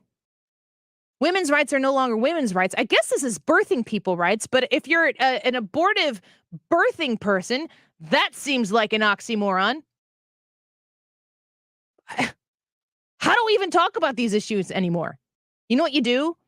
You forget about all the noise and you start talking common sense. I'm going to ask Brad and Ryan. I don't know if Ryan's listening right now, but I'm going to ask Brad and Ryan when we come back for the male perspective on this. You guys haven't talked about it yet. And y'all have heard a little bit of my perspective on this issue and have before, certainly. I'm curious what you think as well as a listener. I know we have some gentlemen listening out there right now who have strong opinions on this. I know there are men who think that this is a woman's issue and you are not for abortion, but you don't feel like you have the right to tell a woman what to do with her body. I know that thought process exists. When we come back, I'll ask Brad and I'll ask Ryan to weigh in from a male perspective about the issue, about the potential overturning of this case, and I'll ask them to speak on it. And I would love to hear what you think about it as well. Easiest way you can communicate with us is by joining us in the live chat on the Annie Frey YouTube channel or Facebook page, and go vote in that live chat poll on the Annie Frey YouTube channel. Will the leaker be labeled a hero or a villain? We'll be back with more in a minute. Mark Cox here. Join me, Annie Frey, and Mark Reardon, along with Thomas Helbig of the Retirement Advisory Group for the next Protecting Your Retirement educational event, Tuesday, May 24th at the ThrottleNet Hilton at 6:30. There's limited seating, so go online at retirementkey.com. Here's Thomas with more. Are you nearing retirement or already retired and concerned how all the market volatility is hurting your retirement accounts? Did you know there are financial tools that allow you to participate in the market growth and still protect you from any losses? Did you also know if you're 59 and a half or older, you can now roll over your 401k tax-free to protect your nest egg from market losses and still generate more income than most investment options? You'll get all the answers and more. If you're 59 and a half or older, you don't want to miss this event. Protect your retirement nest egg and join the official financial advisor of my show, Thomas Helbig, Tuesday, May 24th at the ThrottleNet Hilton at 6:30. Call 314-993-9494 or online at retirementkey.com. That's retirementkey.com. It just hits a little bit different right now to talk to you about the Vitae Foundation and the work, the hard work that Vitae Foundation has been investing in, because they do, and this is one of the reasons why I was so excited to partner with them on this show from the very beginning. They focus on both heartbeats. The idea that the woman is put into this situation through whatever the circumstances are, those circumstances don't matter when it comes to helping save this child's life and potentially helping save the woman's life as well. Choosing life is a reality right now. And being in a position to help women do that, it's a calling, it's a ministry. And I'm inviting you to join me in it. Tuesday, May 17th, you are invited to come join myself. I'm going to be the MC. And Rachel Campus Duffy is going to be the keynote speaker at an event at the Plaza Frontenac. Please reserve your table. Come join us and come join this fight to save lives. VitaeFoundation.org. Politician Darren Bailey calls himself a conservative, swears he's a believer, but look closely at his record. Bailey's a deceiver, the textbook definition of a dishonest politician hiding his record. For instance, Bailey was caught on tape admitting he voted for Joe Biden. In his own words, listen. Yeah, I might have voted for Biden. Biden for president? Yeah, I might have voted for Biden. What kind of conservative votes for Joe Biden? The fake kind. Darren, the deceiver. But Bailey's a believer when it comes to one thing, property tax hikes. Voted 13 times to raise property taxes, increasing 81%, even higher than Chicago. Jesse Sullivan's no better. Claims to be conservative, yet Sullivan backed Obama for president. His campaign's propped up by Pritzker Democrats, just like Bailey's. Sullivan even founded a group pushing open borders and amnesty for illegals. Sullivan and Bailey, not true conservatives, no matter what they say. Paid for by Urban for Illinois. KFTK FM Florissant, driven by the Bomarito Automotive Group, 97.1 FM Talk. An Odyssey station. A chain reaction in Washington. Elisa Brady, Fox News. A leak suggesting the U.S. Supreme Court is ready to overturn Roe v. Wade is leading to stepped-up calls from Democrats to pass legislation on abortion rights, which in turn is reigniting the filibuster debate. Democrats want to change the filibuster to pass a bill to codify Roe. However, they lack the votes to change the filibuster. Still, talking about codifying Roe into law and terminating the filibuster are good talking points for Democrats.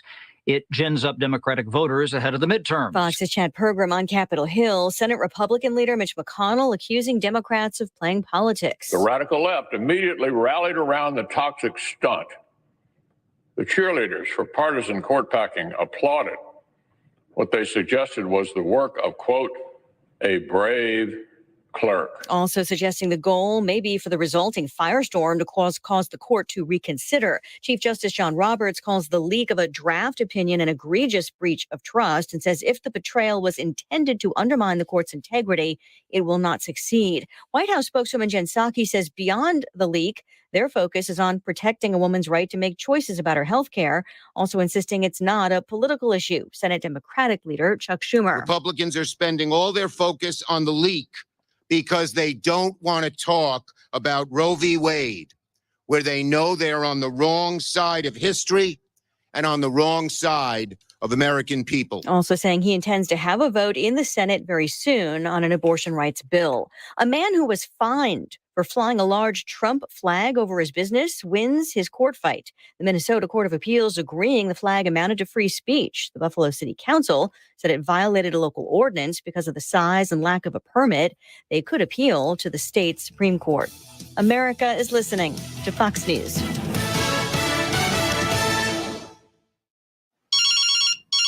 Who's that again? I don't know that number. Please hold for a very important message. Skip.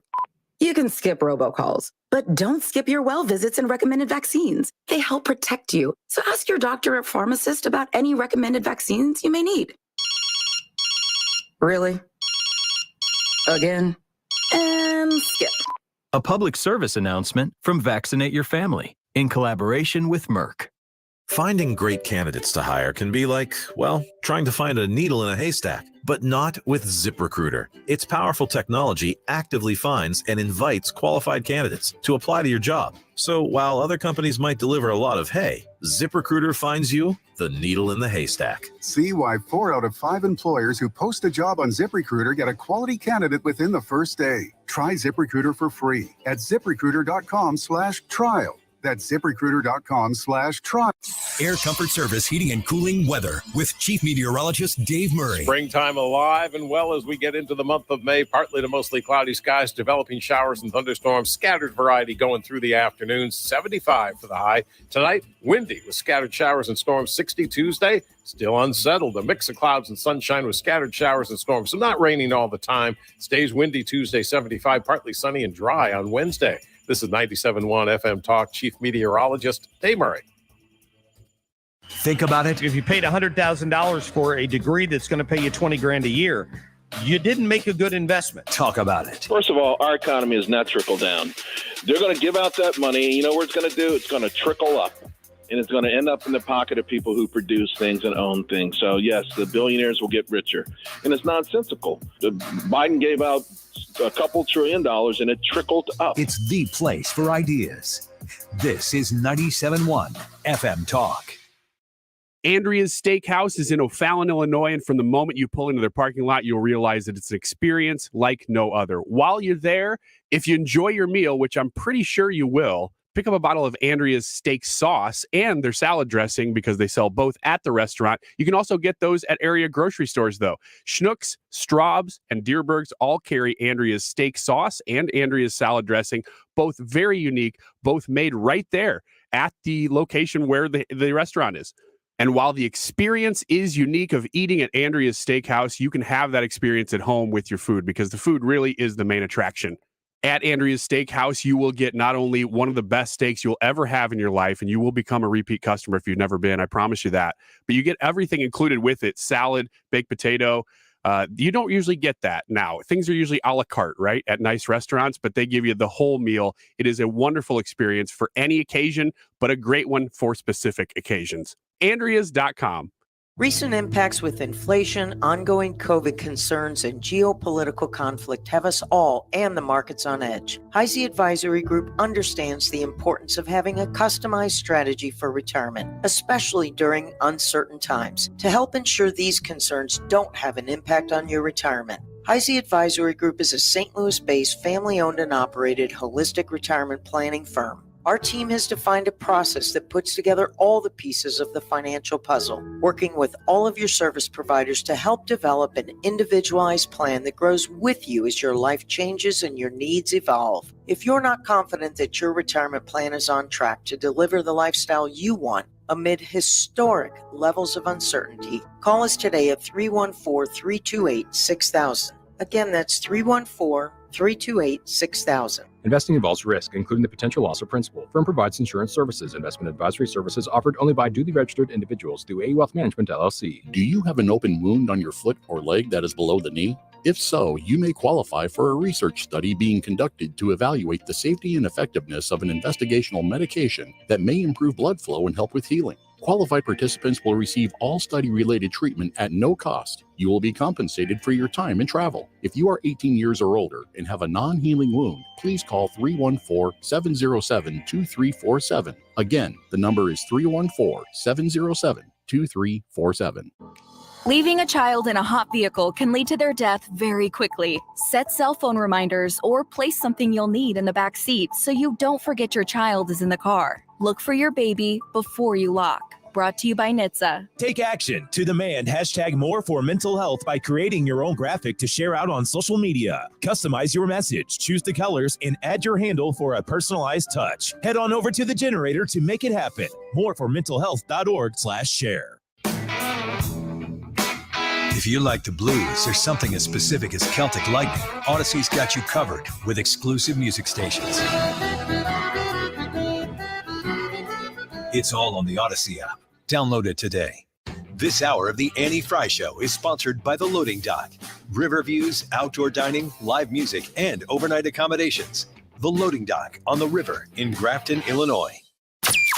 That is exactly what I needed to hear. Thank God someone here knows what you're talking about. That's us. That's right. Gotta love this American ride. Right, you need to take the time and get the full picture. Come on, turn the radio on. It's Saturday and I won't be long. Don't get me wrong, I love the ladies. I mean, they rev my engine, but they don't belong in the newsroom. It is Anchor Man, not Anchor Lady. What do you want from me? I'm not America's sweetheart. Goodness sake, kid. Keep your voice down. Your father's listening to the radio. I'm not America's sweetheart. This is the Annie Frey Show.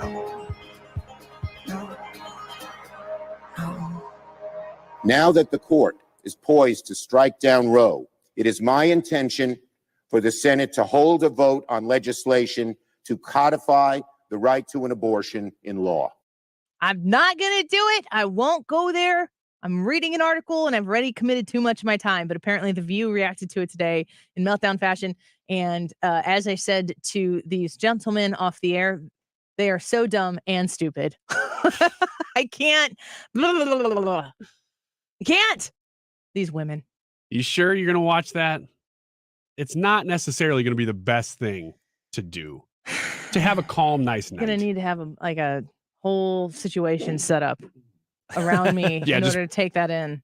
Have your husband and son put a gurney behind you. Ugh, man. I said so we're following the story that everybody's following right now. The leak, Politico reported a leak of a Justice Alito penned decision on the overturning of Roe v. Wade. That is quite a sentence to say. I did not know that I was going to be saying that sentence yesterday. And to think that we're here, it's not official. The ruling is not official. This was something that was penned in February. Much could have changed between then and now, including the balance of the decision, because it was not final. Yet, the draft is a real draft. It is not current. It's likely been revised over the course of time. And now we are left with the question, when will this ruling be released? Will it look as though this draft looks? And ultimately, what does this mean for abortion in the United States? We spoke with Eric Schmitt at 125, a great interview discussion with him from the legalese behind how this whole process goes and what the leak actually means, and the lack of any precedence whatsoever for the magnitude of the effect this leak is going to have on the way the Supreme Court functions and comes to decisions and releases those decisions. A huge, unprecedented breach of trust in whoever chose to leak that, which is where we ask you to vote on our Anti-Frey YouTube live chat poll. You can go to the Anti-Frey YouTube channel. We're live right there. You can join the conversation. Lots of people talking in the live chat. But in that live chat, there is a poll that you can vote in. Will the Supreme Court leaker be labeled a hero or a villain? We'll get to our thoughts on that in a little bit, but I haven't had the opportunity yet to discuss with Ryan and Brad from a male perspective your feelings on the whole thing. Ryan, I'll let you kind of go in first, specifically on the issue of Roe v. Wade and abortion. I think that I understand why men kind of take a different approach to it, but I don't know that necessarily means that they have to arrive at a different conclusion to it. What's yours? It is very, very simple. It's that Roe v. Wade really never should have been in the first place. And I don't think that's, I have many more controversial opinions than that. I don't think that's one of them. I think we should all agree that Roe versus Wade is just weak. And therefore, we should have been having this debate at the state level for our entire lifetimes. And things would have looked a lot different. I just think we're basically, if this happens the way that we hope it will now, we're just getting back to basically where we should have been. So this is a win. I don't think we're going to be able to murder babies in some states and not murder babies in others. I don't think that that's the end game. Wait, say that again. Sorry. My question to you is about Roe v. Wade and abortion. And I understand what you're saying about the legal, that it's bad case law to say that Roe v. Wade in the early 1970s was, I agree with you in that it's not a good ruling. Yeah. Judicially speaking, it is not a good, firm ruling. It would then go to the states, of course, but it doesn't just stop at the states. If it is determined that an unborn child is in fact alive, it's not going to stay at the states that you can have abortions in some states and not in others. And that's kind of what I'm saying, is that should have been the debate pretty much the whole time. My question to you is not about the legal process of it and where the decision should be made. I'm talking about the issue. The social debate that we're having now, that is what we should have been having. And I think that now we finally get to have that discussion. So is it a baby and when is it a baby will determine what you're talking about, which is this legal at all nationally? We have to have that conversation. And yes, it is a baby. I mean, I think Texas has already determined at a heartbeat, it's a baby. So why don't we use something like that to say, here's where the line is? And then it's going to have to work its way back up, probably to the Supreme Court again, once you determine when a human life starts. That to me is what's at stake here, is determining the question that we talk about all the time, the ultimate question in this whole debate. When does human life begin? The only question. The only question. Because if you are talking with somebody who is vehemently in favor of not boxing women in to an imbalanced level of responsibility in an act committed by a man and a woman, saying all sorts of words here that I don't know what those words mean anymore. I don't either. I'm not a biologist. We all know what they mean, and we're not biologists, just for the record. A man and a woman commit an act that causes life to occur. Does a man have less responsibility in the creation of that life? Not in the creation of it, but after it. The man can get out with literally no responsibility. And what the women's movement has done, what feminism has done, instead of saying, hey, deadbeat men, show up and take responsibility for your actions. They said, hey, if we kill the babies, then women can have consequence-free sex as much as they want as well. They eliminate the consequence. Instead, I would think that real feminism would smack men around a little bit and say, hey, you showed up then, you're going to show up now, and you're going to bear the responsibility. You can't possibly bear the amount of responsibility in this pregnancy that I have to, but this child, you have equal responsibility here. Nope. Feminism said, just get rid of the child. Then you can have a sexually free lifestyle just the way any irresponsible, consequence-free man can. And in the doing so, they've completely degraded the integrity of life, and they've also hurt women in ways that they may not even realize they're hurting themselves. Lifelong wounds from abortion that they may not experience until later in life when maybe the situation is more ideal. And in the process of doing all of that, in trying to give women consequence-free sexual lives, they have eliminated men from any responsibility, including those men who want to take responsibility and show up and may never even know that they didn't have the chance. It's interesting that what you're hitting on is really the folly of a lot of our government now in general, is just the government saying, we want to step into your situation and take away your consequences with so many things, with especially financial things. You mentioned criminal things. How about altering your body? Well, you've done something permanent to your body, and now you don't like the way it is. So let the government step in and tell you it's okay and persecute everybody else. It's always somebody else's problem. It's always somebody else's problem. We're always going to take away the consequences for you because we're your daddy. Love us. Give everything to us. Well, we will take care of you. I think what you're getting there is you're hitting into the traditional role of a man in society. It's to protect and provide, to offer protection and provision. And that's the traditional role. And the government has stepped in because the feminist movement or whoever, or maybe the government pushed that because the people in charge wanted that power, but they've stepped into that role or are attempting to step into that role. The thing that bothers me about abortion is when somebody looks at me and says, well, you're a man, you can't say anything about it. And it's like that, my gender, my race, my social status, my economic abilities has nothing to do with it. Something is either right or it's wrong. And I can say it's right or I can say it's wrong, regardless of who I am as a man. I look at this and I say, we're ending the life of an innocent child. This is wrong. What's that to me? That's protection. I feel that same urge to protect that child as I would a little kid that I just see walking down the street with nobody around him. I need to stop, figure out what's going on with this kid and try to protect him. But the other side of that is, and you talked about this, you talk about women.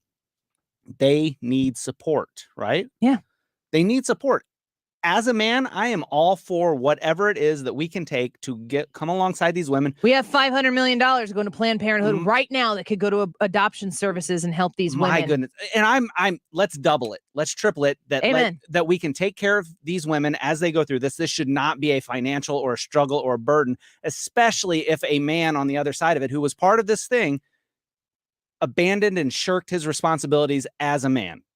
That's the provision part of it. If you look at protection and provision from a male standpoint, you're always needing to look for ways to provide that. Now, I'm not the husband of these women, but I am so in favor of protecting them and helping them get through this. But I cannot in any situation look at this and say, no, it's okay to kill this baby because of inconvenience. It's not okay to kill this baby because of financial hardship. It's not okay to kill this baby because of Think about all the people the government wants to step in and provide for. My goodness. Everybody. Except for these babies they're willing to kill. Because they're an inconvenience. Scott on YouTube says, great words, Brad. Ender on YouTube says, I'm pro-choice, though I'm pro-choice in the aspect that I vehemently believe we all have absolute freedom of choice. I'm against abortion itself, but I believe women have a choice to get one. Why are you against abortion? If you truly are against abortion, if your purpose for being against abortion is that it ends the life of a human being, then you are not, then I don't understand how you can be okay with women making the choice to voluntarily end the human being's life. What other situation gives you that same feeling? Like if you saw somebody on the street and somebody was attacking them, they looked like they were going to get murdered, would you jump in and help? If you thought you could help, would you jump in and help, or would you just let it happen? I don't understand that. I can't not relate to that. I'm personally against abortion, but I don't want to choose women's right to choose. Why are you against abortion? Because the biggest reason to be against abortion, right, is that it ends a life. Yeah, there's a lot of great scientific arguments that I've heard made before about the viability of babies at certain ages and things. But the question always has to come back to, in this debate, always has to come back to, when is it a person? Well, here's the thing. Every scientific argument, I'm putting air quotes up, every scientific argument made in favor of abortion has the end goal of unpersoning that person. It's the same thing they did whenever they were arguing for slavery. They're not really people because A, B, or C. And it's always for somebody else's benefit. Yep. So I again, it's if we can't talk about, is this a baby or is this not a baby, we can never get anywhere on this. There does need to be a scientific discussion here, because if you're talking about partial birth abortion, why does the baby coming out of the womb suddenly make it alive? I'll tell you what. I've carried 5 children. I lost one of them. That baby is moving and grooving. Yeah. Inside of me. I felt that. That was real. And the location on one side of my skin versus the other, there's no magical. I mean, it's not magical. It's really gross, actually. It's not a magical thing. And it's just real, and it's raw, and it's location. It's like literal location. Yeah, and that's why I say there has to be a scientific aspect to us having this debate pretty much from now. I mean, assuming Roe versus Wade goes away, that'll have to be involved, because right now everybody projects their feelings onto it. If you either say conception, because that's then a separate life, or you say heartbeat. But at past that, you start to go, well, you get to say viability, but viability is not specific, right? Right. But when you say people, most people, I think it's something like above 80 to 90% of people are opposed to a partial birth abortion. Certainly, it's a very, very high percentage. The other ones probably don't really know what it is, and they don't know. You're right. They're just saying because that's what they think. They're supposed to say. And even a partial birth abortion completely throws out the argument of it's not a baby because it hasn't been born yet. I mean, it's literally, it's the location argument is out at that point. Right. And then when you talk about viability, you have to ask people, what do you even mean by viability? And then ask that same person, does that apply to somebody else who has already been born and is living? Molly can't live on her own. Molly's not viable. That's a good point. She's 11. She's going to be 11. She's almost 11 months old. She needs me. Yeah. I'll share another one with you. My aunt's, she adopted a boy, and he is my cousin. He was my oldest cousin, and he has since passed away. He had cerebral palsy, extreme cerebral palsy. He was not viable on his own. But I'll tell you what, I watched my aunt stand up and talk about all the hardship and difficulty in raising him. And through cracking voice and broken tears, she says it was absolutely worth it. It was worth it. Because he was valuable. Because he had human value. Because he's a person. Same thing with these little babies in the womb. You're a person. Any viability argument could be applied to somebody that's either that has a mental disability, their age. It could apply to elderly people, which people are talking about, It's the same argument. Eugenics. Yeah. Or somebody who's in a coma. If you had somebody that you knew was going to be in a coma, but the coma was going to last 9 months, and then after that 9 months, they were going to wake up and come out of that coma. Are they viable? Can you kill them in month 3? Nope. Not in my mind. You can't do it. Chris on YouTube says, I agree. Ender, the person whose comment I read before. If someone wants to have an abortion, fine, do it, but do it right away, not 4, 6, 8 months later. We'll react to that when we come back. Your comments as well on the Annie Frey YouTube channel, where you can go vote in that live chat. Will the SCOTUS staffer, the leaker, be labeled a hero or a villain? More of this discussion in a minute. Don't go away. Hard times in the neighborhood, but why can't every day be just this good? You're listening to The Annie Frey Show. Find the podcast, on-demand audio, and more at 971talk.com/Annie. 15 years since I left home. Said good. Decision 2022 is happening. Are you ready to decide? The primary candidates are here because they want to talk to you.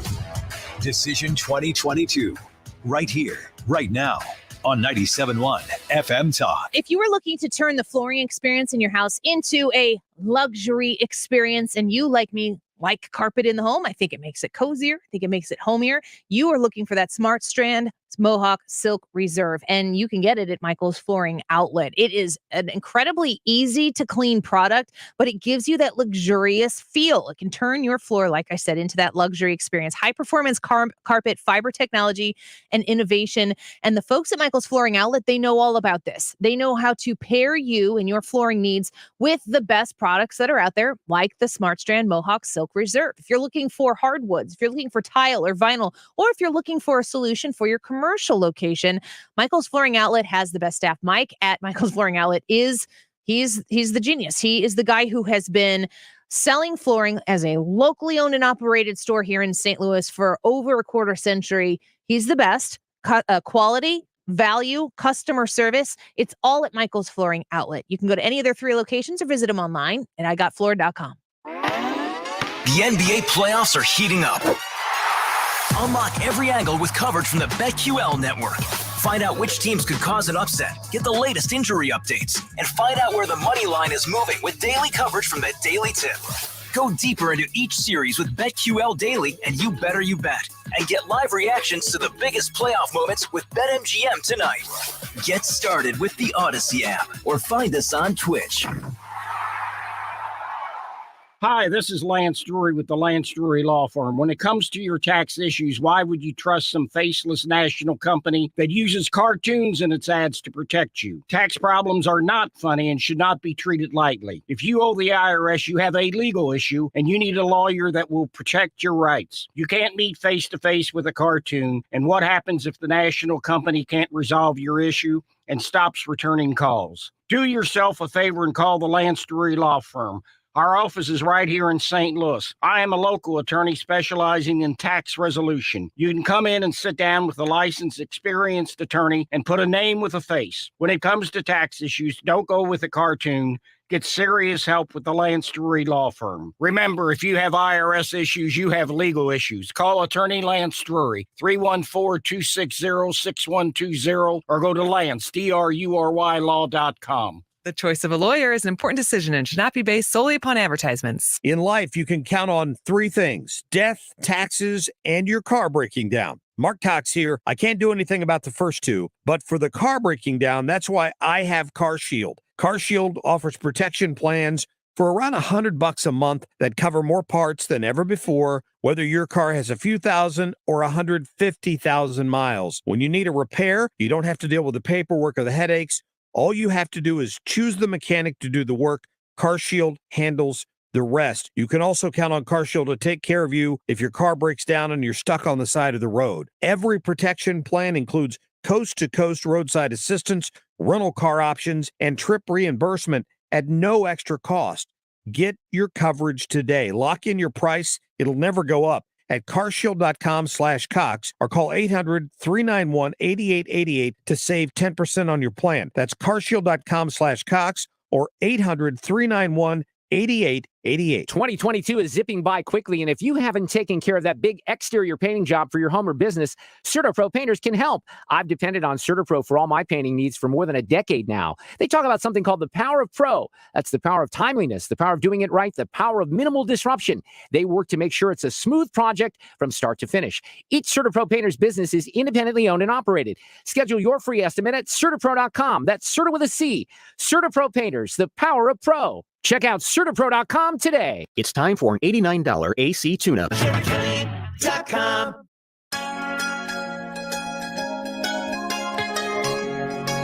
The Annie Frey Show is streaming online. Watch us live on YouTube and subscribe.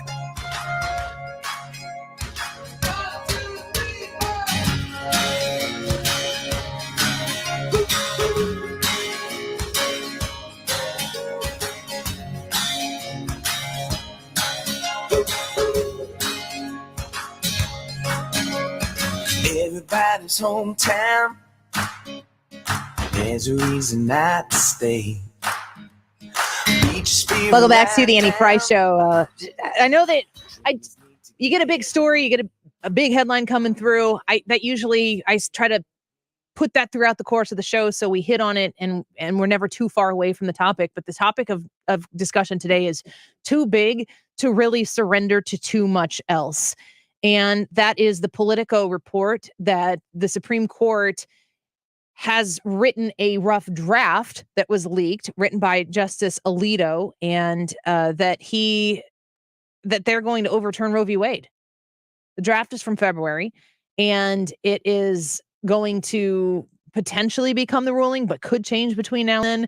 And so we've been covering a lot of this, and we're going to continue that discussion here in a moment. But before we do, a little business here, exciting news for tomorrow night. Go ahead, Brian. Yeah, tomorrow night, the Heritage Foundation is going to be here. Jim Carafano and Hans von Spakovsky and all of us. If you want to come out to that event, here's the thing. If you go to 971talk.com/contest, you can win a chance to get in there, or you can be caller number 9 right now to get VIP tickets. Caller number 9 at 314-241-9797, 314-241-9797. You get early access and you get to meet everybody. I don't know. I mean, I'll be kind of standing around there, but I don't know that I'll actually approach you. Are you in your own separate, like, I got my own ultra box. UVIP? Yeah. They don't have boxes here, but they had to build one for me for my rider. Like from the refrigerator? Yeah, surrounded by security. It's the walk-in fridge. They're just going to put me in there for the whole event. Humor sweater. Hope for the best. 314-241-9797.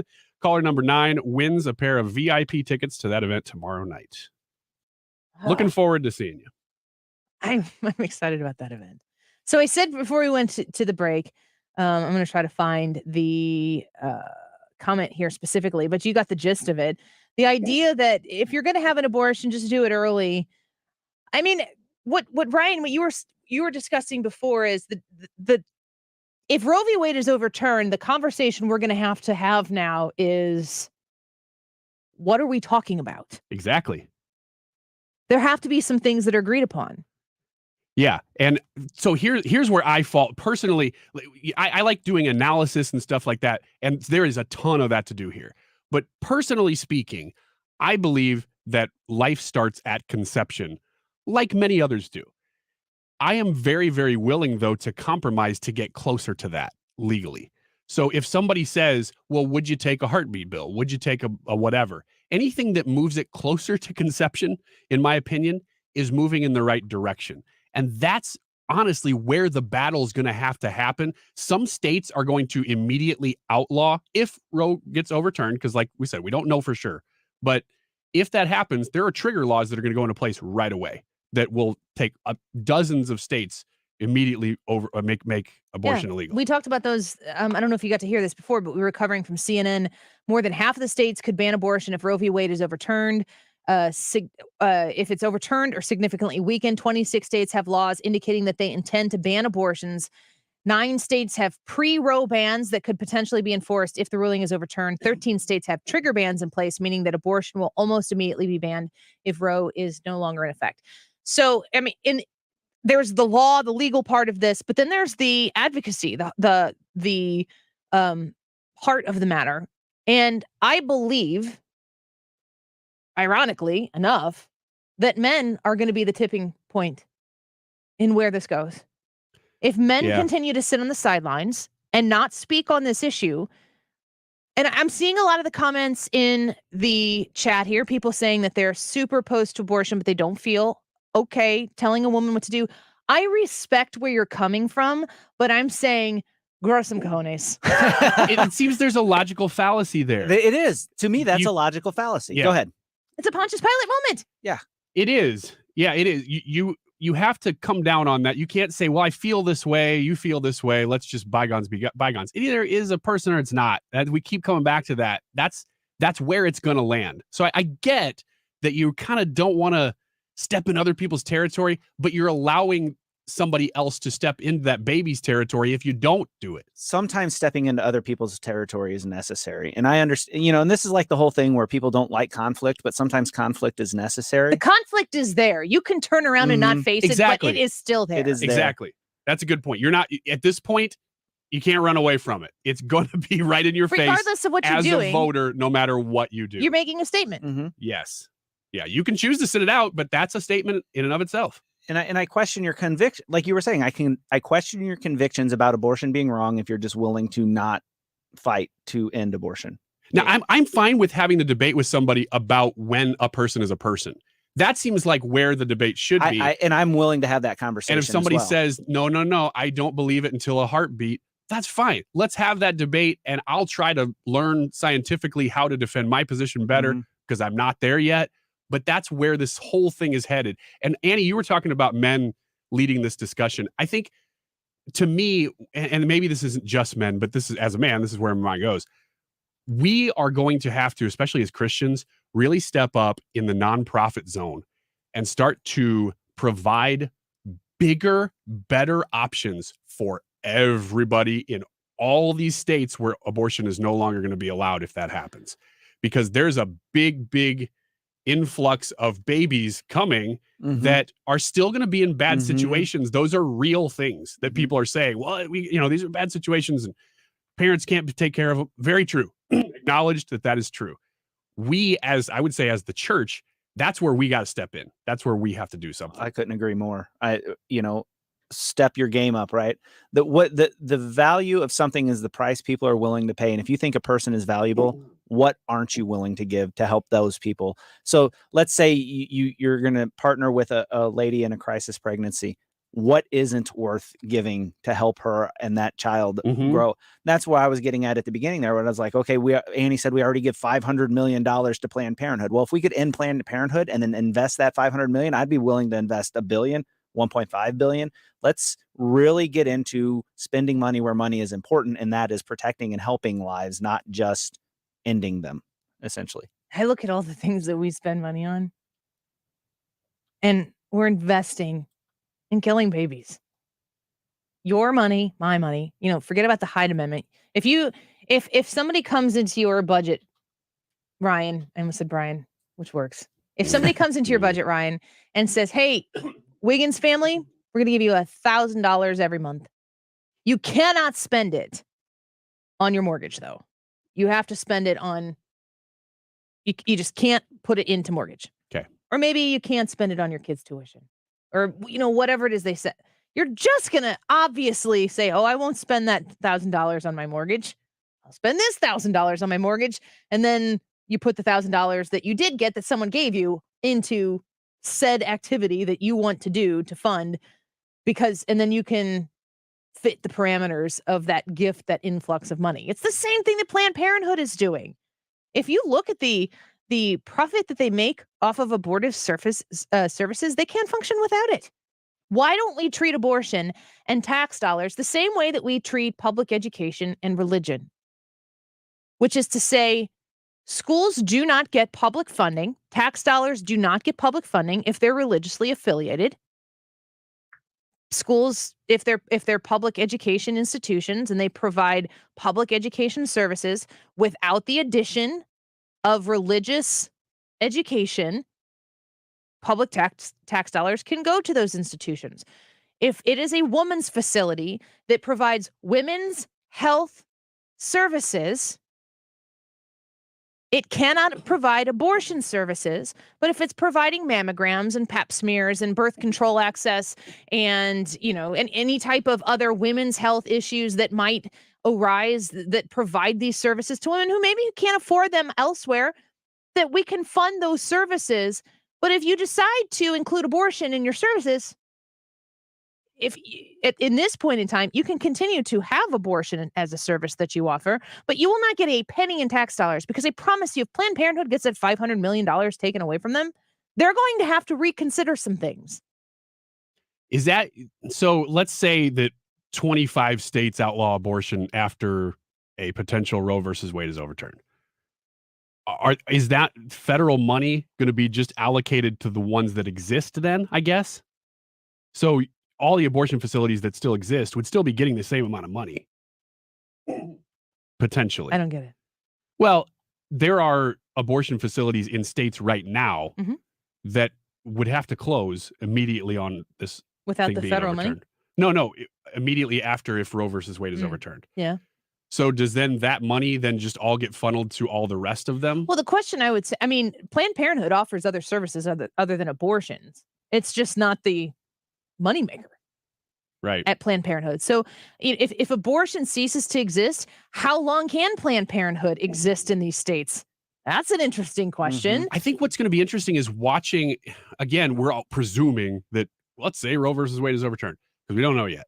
But if it is, watching somebody like a DeSantis, whether it's him or somebody else who's just all in on all the issues, DeSantis has fought back against federal overreach in a lot of ways. How will somebody like him or other Republican governors fight back against abortion at a federal level once there is no right to it at a federal level? Through financing issues like this, that's where I think there's going to be battles that we don't even know yet. And I think that if Republicans have half a brain in their head, and I am calling all of them out, I've done this already this show, it is not enough to be pro-life for the baby. I've seen some comments on the chat here today. I know I will get these comments afterwards. I know these comments exist. And honestly, shame on this mentality. If you are taking the time in your fight to save the lives of these unborn babies to judge these women who are in these situations, that's not going to save the baby. Yeah. It's not going to save the baby. You have to care about both people involved in this situation. You are not going to save any babies by shaming those women. Regardless of how those women got into those situations, I'm looking at gutmocker.com right now. 59% of abortions are obtained by women with children. 49% of abortion patients live below the federal poverty level. And 60% of abortions are attained by women in their 20s. Women who are in their 40s have abortions. Women who are in their 20s or younger have abortions. The percentage of abortions that occur to babies of color is so incredibly skewed in relation to the percentage of people of color that exist in this country. We have to fight alongside these women who have the choice to make. And we have to give them real choices.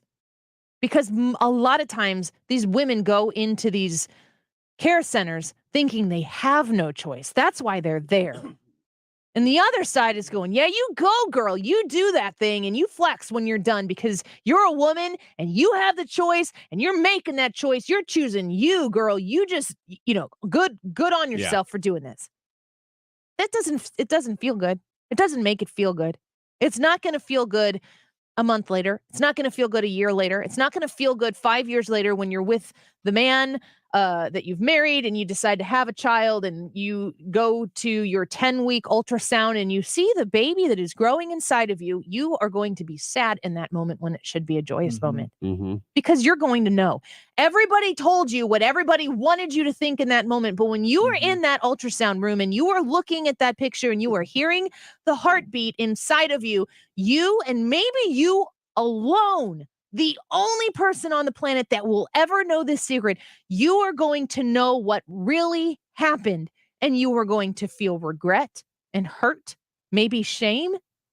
And that's because you were in a position to make that decision when people weren't cheering for you. They're cheering for them. They're cheering for their stance. They're cheering for their political win. They're not advocating for you. They don't care about your baby. They just care about themselves. And if the pro-life community, regardless of what happens at the Supreme Court, wants to actually act upon being pro-life, if you're really pro-life, you have to stand up for these women. I get it. Circumstances are not always the desirable version of circumstances, but welcome to life, folks. And if you want to protect life, you got to stand in the gap for these women and these babies. This is the only way you're going to save them. Yeah. Quick silver lining. The fact that this was leaked, obviously, that's not a good thing. I don't think that anybody's, at least who are looking at the possibility of Roe versus Wade being overturned, is going, oh, good, I'm glad they leaked this. I don't think that's a good thing. However, let's say it does get overturned, Roe versus Wade. This has given everybody a little bit more time to prep for that to happen because there are a lot right now. I mean, you've got Vitae, right? Yep. There's great organizations and charities that already are doing this that are going to need to bulk up. This is giving them a little bit of a running start if it does get overturned to get there And people like us, volunteering, talking about it, getting it going, the money's got to flow to them. These mechanisms are in place, but they do need to get built. And we have a little bit of a grace period here. I'm glad you said that. And the Vitae Foundation is having this event coming up on May 17th. Rachel Campos Duffy is going to be the keynote speaker. I'm the MC. I'm going to ask you to do something that nobody has asked me to ask you to do. I'm just doing this on my own. But in support of this movement right now, consider going to Vitae Foundation and donating $5 or $9. Can you donate change? Can you donate $9.71? I don't know if you can or not. Go donate $9.71 to Vitae Foundation today and stand in that moment right now, because you're right. Vitae Foundation is going to have to lead the pack because they've already got the resources and they've got the know-how to reach these women and support these women. And nobody supports the women in these scenarios better than Vitae Foundation does. They know what they're doing and they're very good at it. It's vitaefoundation.org. You can register to get a table while you're there if you want to. But go donate $9.71 or move the decimal wherever you want. Add some zeros. $97.10. Yes. $971. Thank you. Look at you go. Thank you. Decimals moving all over the place, just like that. I didn't even have that on my show sheet. 97 cents. I just said it. It was incredible, isn't it? It's incredible. For somebody who's not a scientist or a mathematician. Wow.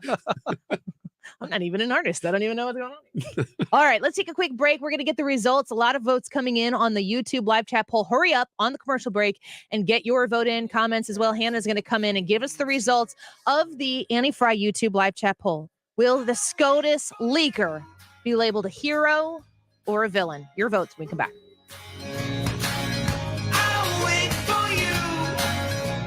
You're listening to The Annie Frey Show. Follow Annie on Twitter @Annie Frey Show. You and I lost to sea. Maybe you're just hiding. The Mark Cox Morning Show. The Ministry of False Information has apparently kicked us off of YouTube because of an interview we did last week where they said we gave medical misinformation. All we talked about was mask mandates. Weekday mornings 5 to 9. Stewart's American Mortgage, the bagel loan guy. Go to smart move on your part just to reach out to him. Of course, if you call him or text him at 314-324-4440, you're certainly not committed to anything, but I think you'll quickly understand why I have gone through this process twice. Once to lower my interest rate because it was like, I don't remember what it was, but it went down pretty significantly when we refied in 2019. And then we refied again last summer because we took some money out to build a deck on the back of our house, and rates had gone down even more. So we lowered it once again. Now, rates have gone up a little bit. Why would you be wanting to refinance your mortgage? Because rates have gone up. That might sound weird, but your credit card rates have gone up. Other loans that you have out may have gone up if they're adjustable. And it might make a whole lot of sense right now while the equity in your house is there to take out some of that money, pay off that high interest debt, and improve your economic situation. Talking to Stewie is the best way to find out how this will work for you. And when you use the bagel loan with Stewart's American Mortgage, you don't pay any fees that other lenders are going to charge you for.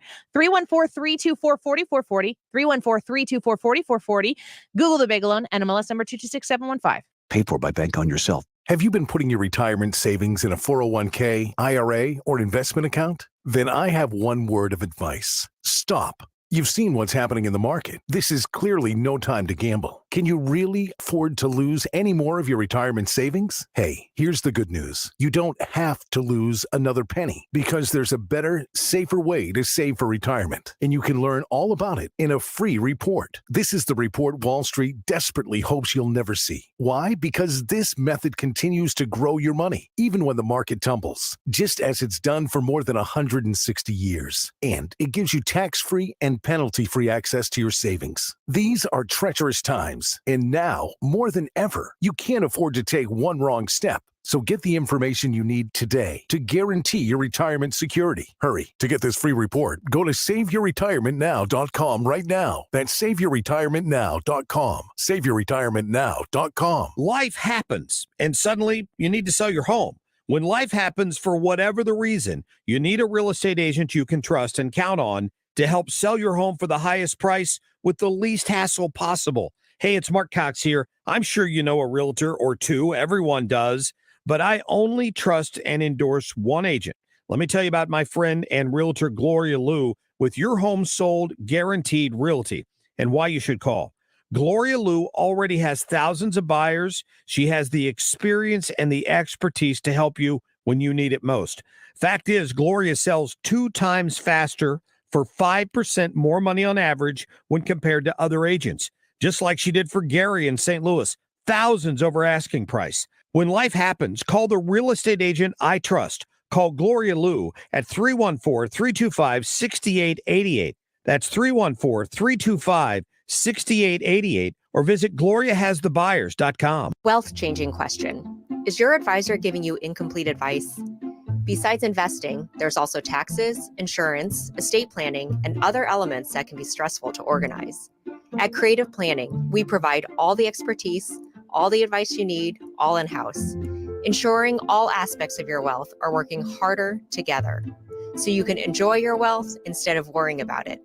Book your free meeting today at creativeplanning.com. Creative Planning, a richer way to wealth. Hi, George Weber. Check out my alter ego, Skip Weber, every Saturday night, 9 to 11. The Saturday Evening Rock Show, the greatest rock and roll show on a talk station in the world. Don't miss it. You're listening to the Annie Frey Show live from the Air Comfort Service Heating and Cooling Studio. Get your HVAC system ready for warmer weather with a cooling system check included with all maintenance plans from Air Comfort Service. Maintenance plans start at $15 per month. For details and to get in your comfort zone, visit aircomfortservice.com. Up to the minute traffic reports, so you don't have to keep looking at your phone. Dependable traffic on 97.1 FM Talk. Driven by Ambassador Midwest Floor Company, the best way to deal with in-home traffic. Experience more at Ambassador Midwest Floor.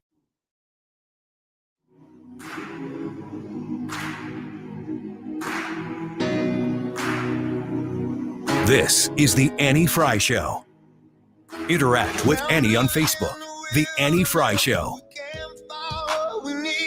We get a little restless from search and get a little worn down in between.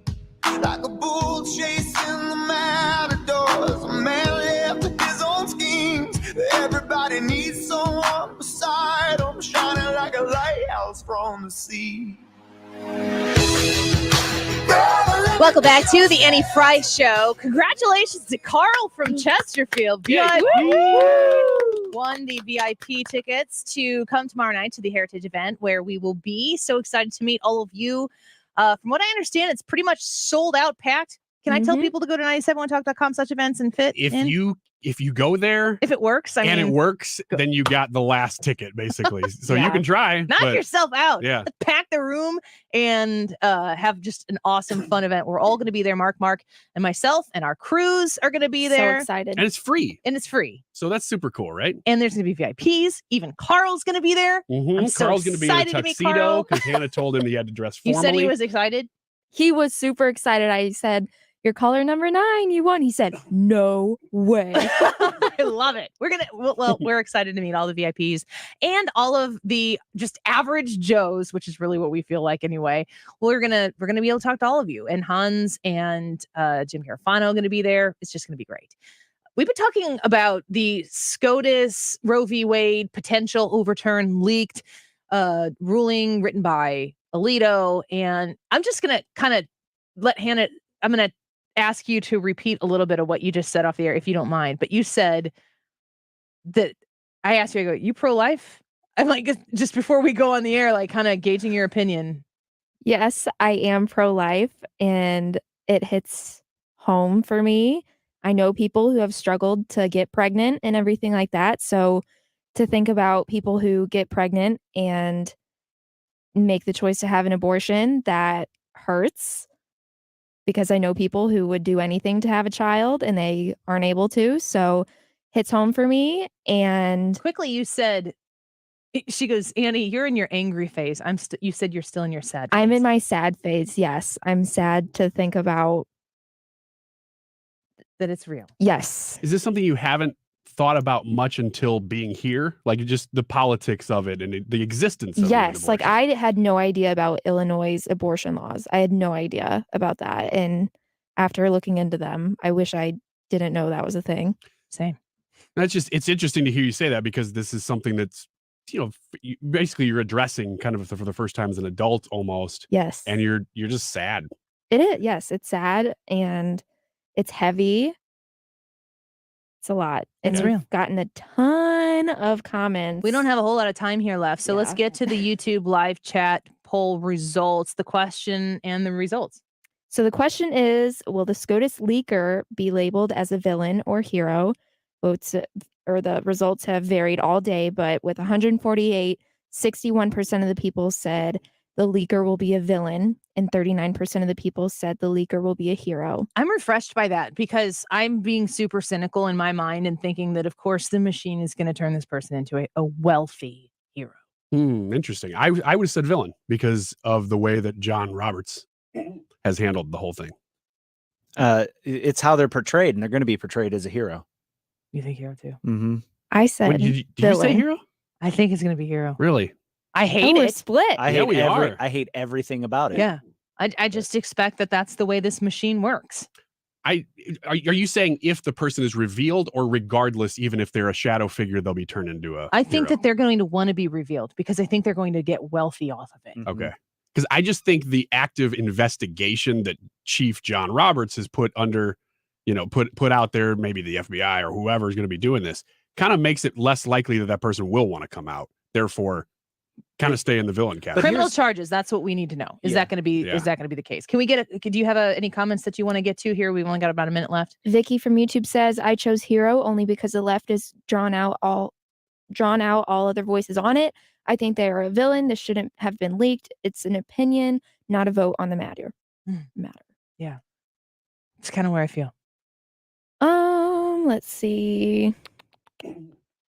Mark from Facebook says a hero. Samuel from Facebook says a villain. Do you think they'll even find out who it is? Yes. Yeah. You think they'll willingly come forward? I think this is an industry. Huh. I think I don't know if there's criminal charges that could be filed. They said McConnell said they'll try to prosecute this to the fullest extent of the law, but I don't know. If look at what this government has gotten away with doing so far. It's unbelievable. You guys, this is going to continue, and we are going to be on it every step of the way, as is the Mark Reardon Show, coming up right next here on 97.1 FM Talk.